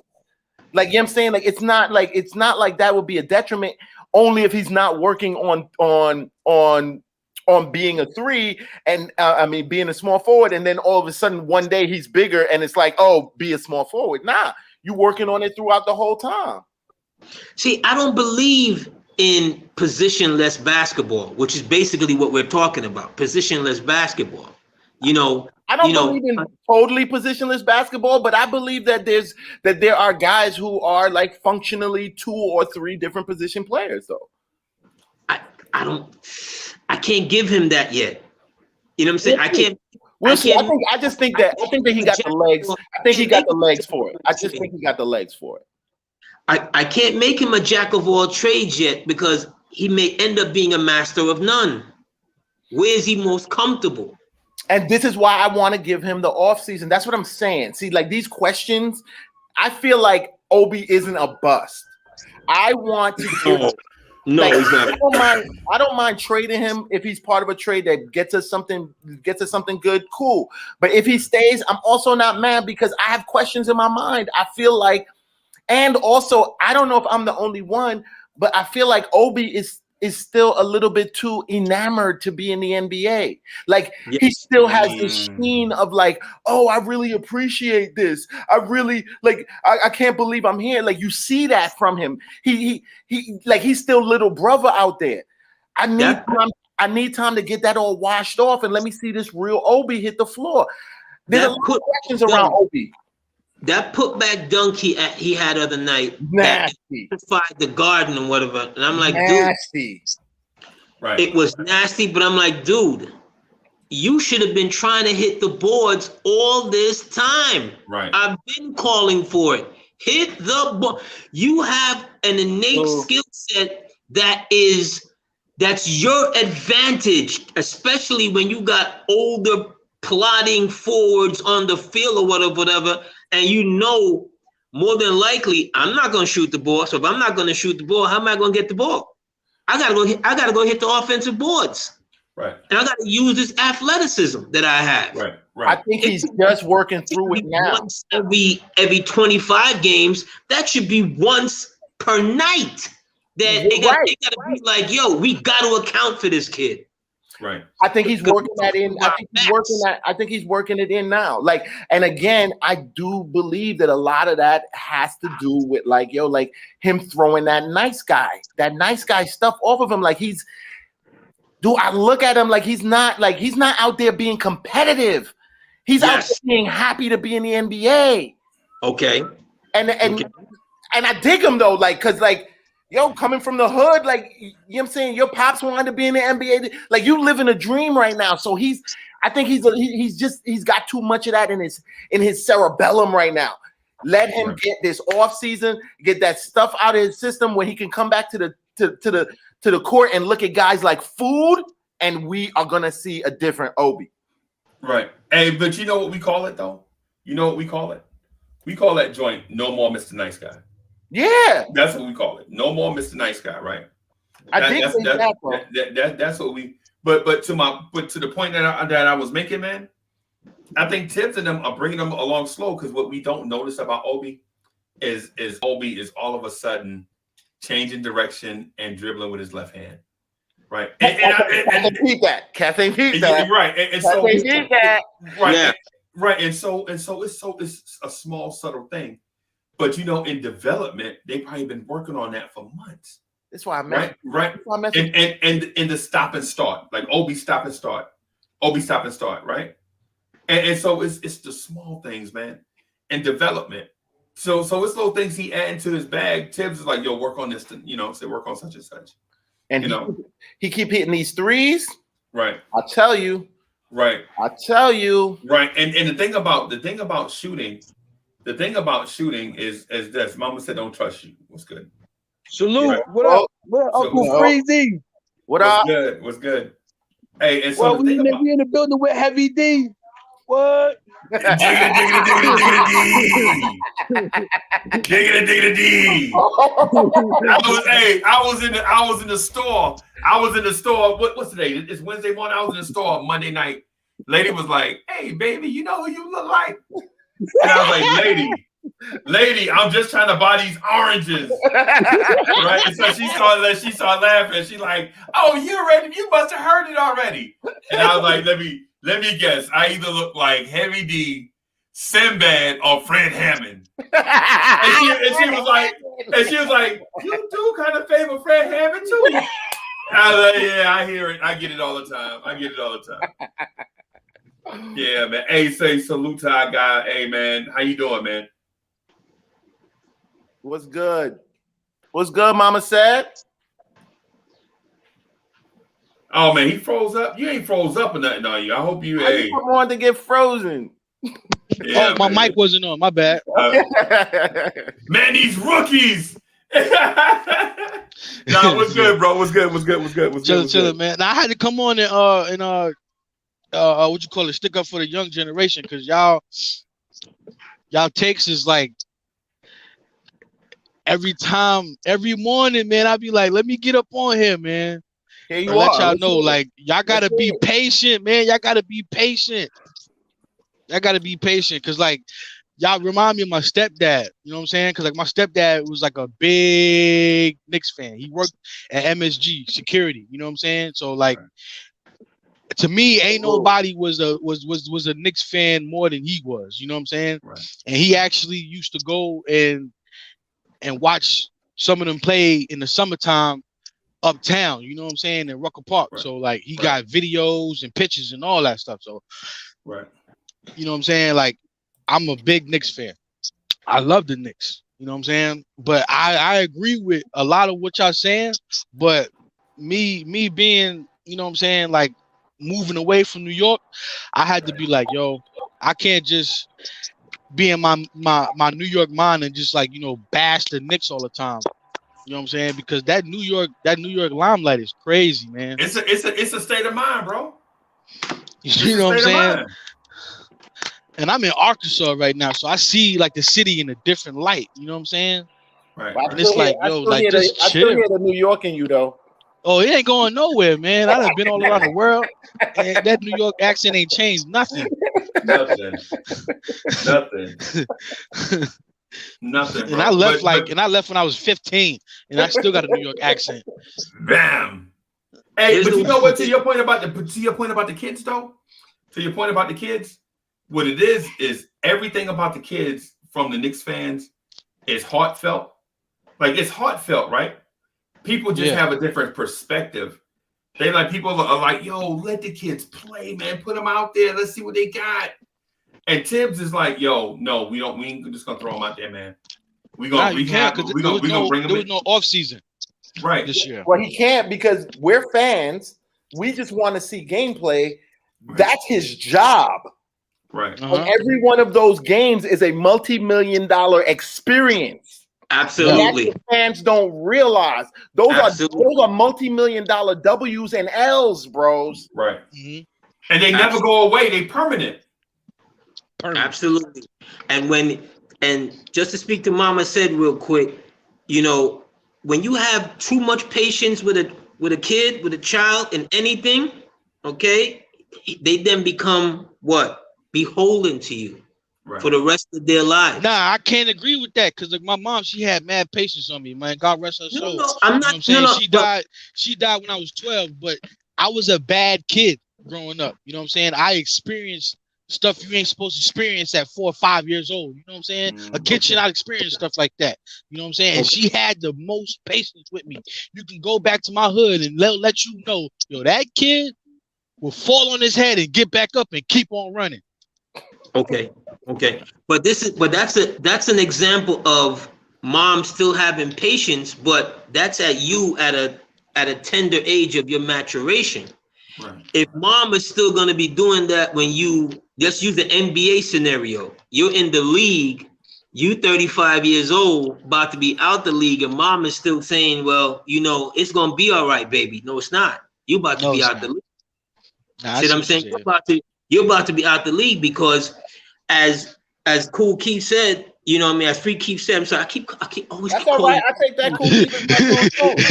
MC Ultra. A lot of people out here, they don't know about Cool Keith. They don't know about Cool Keith. The name, I always think of Ultramagnetic MCs. Ultramagnetic MCs. MC Ultra. But it's absolutely. But you about to be out the league because who's gonna have patience with you 4, 5, 6 years in the NBA life? It's not. These guys I always say this, at any moment, every year, there's only 450 players in the league.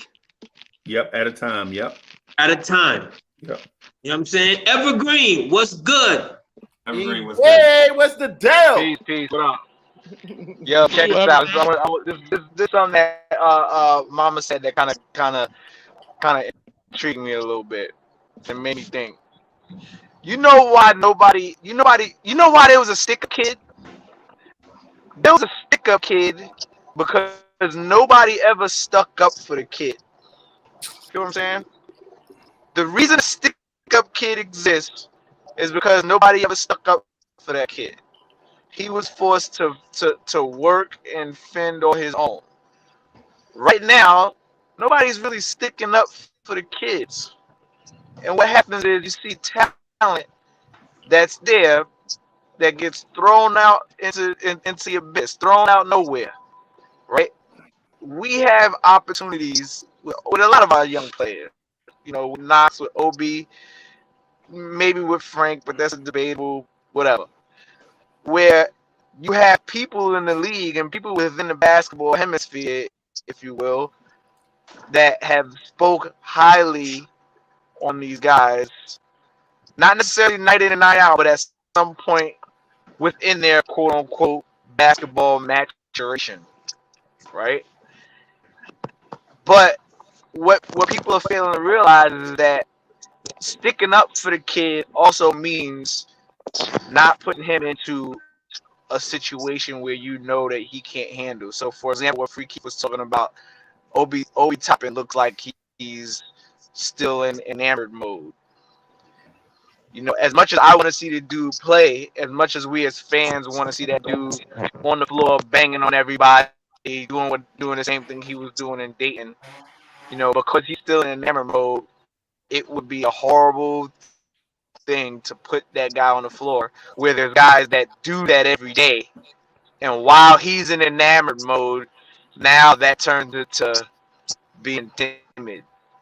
You know, so I feel like as much as I've capped on here all the time about get Obi some minutes, you know, I start to think back at what some of the things that y'all say, and I'm like, you know what, maybe it is right that we keep Obi not necessarily in the back burner, but you play him the way you've been playing him. Because I do think that there's something there. Right. There's something that's there, right? I don't know if it's at the 5. I don't know if it's at the 4. And I don't think it's at the 3. I don't think it's at the 3. Look at it. All season he's going to surprise them. It might not be at the 3, but there's something there with Obi. I just feel like he just needs. I seen him play on the playground, so I know he can do it. For real? Like, yeah, like, see, this is my point. I seen him play.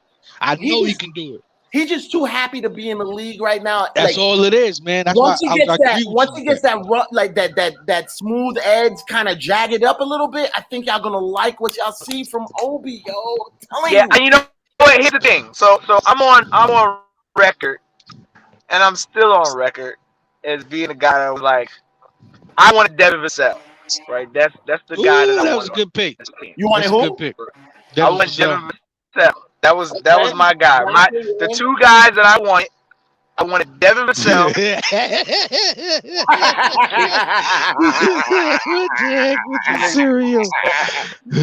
Listen, I wanted Devin Vassell. I wanted Devin Vassell, and I wanted Saddiq Bey. Those were the two guys that I wanted. I wanted Devin Vassell and Saddiq Bey. Those were the two players that I wanted. I knew we could have got Devin Vassell. Both decent. I knew we could have got Devin Vassell, and I was like, I'm willing to do whatever we got to do to move up a little bit higher to get Saddiq Bey. Saddiq Bey dropped a little bit, you know, in comparison to where I thought he was going to be at. Some people say he got picked up early, blah, blah. Those are the two guys I wanted. But I was acquiescing to Obi Toppin. Because it was like Obi Toppin was like, well, if he's there, you gotta get him, right? That was the thing. It wasn't because I wanted him, right? It wasn't because I wanted him, but it was like, damn, we were expecting him to be gone between 1 and 6, somewhere in between there. He got picked up at 8. A lot of people say it's my fault that he got picked up at 8, but that's another conversation. So, because I saw where the potential was, and I thought that potential came with early on confidence and aggression. But I immediately saw all of that go out of the window. Now that I'm looking back on it based off of what Fleek was saying, I immediately saw all of that go out of the window when he got picked, and he's in buku tears with his head back, and it's the happiest moment of his life. Fine. Like, that's fine. Like, you're like, I think I'm gonna cry too. The moment I realized I became a millionaire. That moment. Right. But what I'm saying is that level of it didn't go away. Happiness that he had, it's right. It's still there. It's still you hear it in every interview. Like, everything is great. Everything. Yeah, what's that show? It's a movie where I want to say it was like one of them Lego cartoons where it was like everything is happy. Everything is happy. I think I know what you. I can't remember the name of it, but everything is happy. They was all singing this happy song, even though crazy stuff was happening in the movie. They were singing this "Everything Is Happy" song, and I feel like that is the perfect embodiment of what's going on with Obi Toppin. Everything is happy. Nah, bro, this is New York City, man. You know how many potholes I drive through all the time? I'm not happy about that. You know what I'm saying? You know how much I get caught in traffic. I'm not happy about that. You know how many times I try to get on the 6 train to head from 42nd Street to go up to Evergreen Avenue or Elder Avenue, and I gotta get off the train because the express is not running. I'm not happy about that. There's nothing happy about New York City. So this, and he of all people should know this. And because we're all New Yorkers and he's a New Yorker, we expect that same aggression that we have as New Yorkers is automatically supposed to breathe into him. Not realizing in your lap though. I bet you that day changed real quick though. Yeah, but then when I get on that train and I'm trying to go downtown to go cop something and I gotta wait. You ain't on the train with a couple $1 million. Oh snap! So listen. So here's the thing. So he went from being a New Yorker. He was playing. If I'm wrong, he was playing ball down in Florida, and then he finished high school in Florida, and then he goes to Ohio. Oh no, he goes to camp in Baltimore, right? I can get to camp in Baltimore. He goes to a camp in Baltimore, and then he went to Ohio, right? Mm-hmm. So that aggression is lost. There, you know what I mean? He wasn't playing against. I don't think it's lost, man. Because if I think it's dormant. It's dormant. Dormant. Let's say dormant. But that you watch him play in the college games, like he had a different level of aggression that he doesn't have now. You know what I'm saying? Right. And I think that honestly, I feel like people manufacture that aggression from different places. And it's hard to play like that. It's hard to play like that when you're too happy. Like when you're too glad of the environment. Like oh my God, I can't believe I'm an NBA player. How you gonna dig deep and get that I hate you feeling? Like you gotta get that, like, you know what I'm saying? Like he's probably looking at cats like, oh my God, I can't believe I'm playing against Jimmy Buckets. I can't believe I'm getting like I feel like that's what he feels like every time I look at him. So with that being said, I agree with Keith. He got that shot over on Carmelo, and I know he probably still happy about that. Right. Well, let's say this. I'll say this. Yeah. Once he plays the Lakers, once he gets that last super stars out, I gotta give him the off season. I don't even think I feel like yo, and I'm not even mad at him because I dig it. Like no. You live in the dream. It might take it's taking a little bit. He's living the dream right now. Like I'm giving him this season. Let him have this season. But I bet you money he comes back different after this off season. Right. I know for a fact he'll come back different because Silver checked the off season. He checked it. He's letting them go full off season. He said, I'm not waiting for the government to tell me what to do with my organization. This off season, they're gonna have a full off season. So he's gonna go upstate New York. He's probably gonna ask for a spare key. He's gonna go to work. Oh, he should. I feel like everybody on this team should be on whatever plan that Randall was on for last COVID year. Right. Oh my God, that should be DX. Because I'm mad looking at how Randall came back.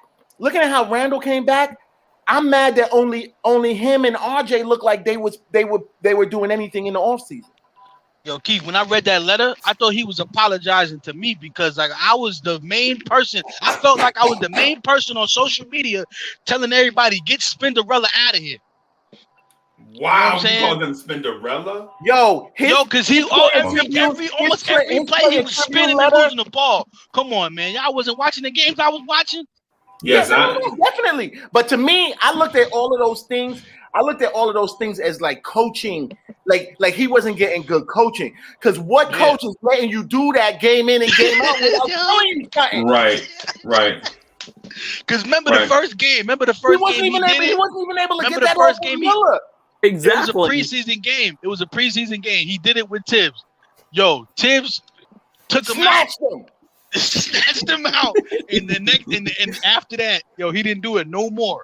And now when you see it, on that point, he still does it every now and again. But when you see it, it's to better effect now. Right. Yeah, it's a better Right. effect, way Probably better effect. You don't moved- notice it. Yeah. It's Nah, moved. you don't He's notice it. probably legitimately only had maybe 5 turnovers this season off of spins, because right now those spins are turning into Passes. backing his man down and looking over his shoulder You're looking for before, somebody, so it's yeah. not a real spin.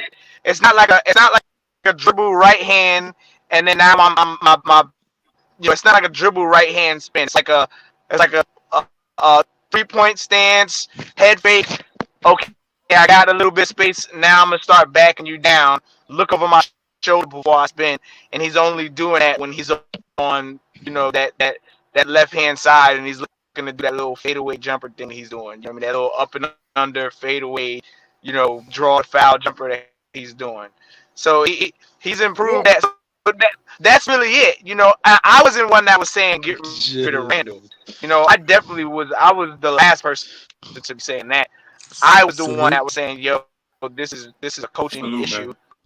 Keep him and let's see what we get." But I would agree that I wasn't expecting him to come back and to be doing stuff like this. Like I was expecting the same Zach Randall that we got last year without turnovers. And I would have accepted that. I thought we were getting last year's 20 and 10 Randall, only more efficient, maybe with less of those. You didn't know he was gonna be knocking down the 3. I did not know 40+%. No, hell no. Nobody did. And if anybody say they knew that was gonna happen, they lying.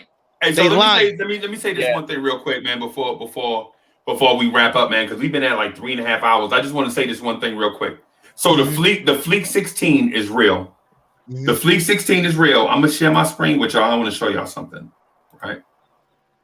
This is what I want to show you. Where is it? All right. I want to show y'all. Right. What up, Dominic?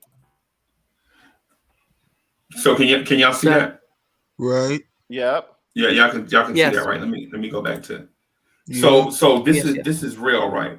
So y'all see how the bracket is set up, right? So on the brackets, you legit have 20 of the greatest Knicks teams to ever have played, right?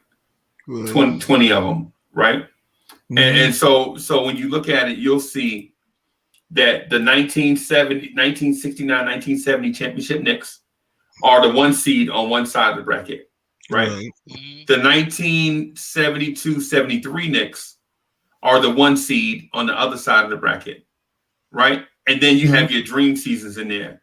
You have Knicks tape in there as a 4 seed, right? You have the Spurs, the team that lost to the Spurs in the championship as a 2 I call it seed. the Go New York Go team. Right. Let me put that back up. I'm sorry. All right, let me. I'm sorry if I moved that down, but yeah. So what we're gonna do going forward tomorrow we're gonna pick each game, right, and dissect it. Just talk about it a little bit, and then we're gonna vote on the community tab, which team should win, right? And so we're gonna start with that Knicks team that lost to the Houston Rockets in the NBA Finals, the 2 seed, versus the 1991-1992 New York Knicks. Just talk about it briefly. We're going to vote in the community tab, and we're going to do this every day as part of the show, as a part of Knicks Morning Drive, until we come up with our favorite team. So this is not about the best team statistically who did the whatever. We're going to pick our favorite, right, out of this. We're going to pick our favorite team out of these 20 teams. I listed you see the 4 teams that are contenders? I listed those because the bracket is not set in stone yet. The number 8 seeds, right? Because some of these teams are unfamiliar to us because like I don't remember the 79-80 season, right? Even though I was alive, I was watching it, but it wasn't memorable to me. You know how your team has a season that's just not memorable, it just don't stand out. True. So what I want to do is see if before we start chopping it up about who is our favorite or greatest Knicks team of all time, right? What we want to do is make sure the bracket is set right. And then that way we won't have to talk about Elfrid Payton's jump shot every day. Exactly. You know what I'm saying? We can legit talk Knicks, talk some issues, and talk about this bracket. But anyway, hey, Miss Mocha is looking at me, man. I got to get out of here. I got to wrap up. She's staring at me that way. Tonight, watch the game tonight. Yeah, so Yeah, awesome game tonight against the Boston Celtics for the Knicks, and honestly, you may ask what kind of hat I got on. Don't even question. You don't even need to question it. Yeah, and y'all smash that like button. I'm gonna get out of here, y'all. I'm sorry I gotta cut it a little bit short, but it's almost like 4 hours. So, but thanks to everybody for coming through. Appreciate y'all. Chat, we love and miss y'all. Appreciate y'all. I'll holler at y'all tonight on the Knicks at Night podcast. Peace to the family. Peace. Peace.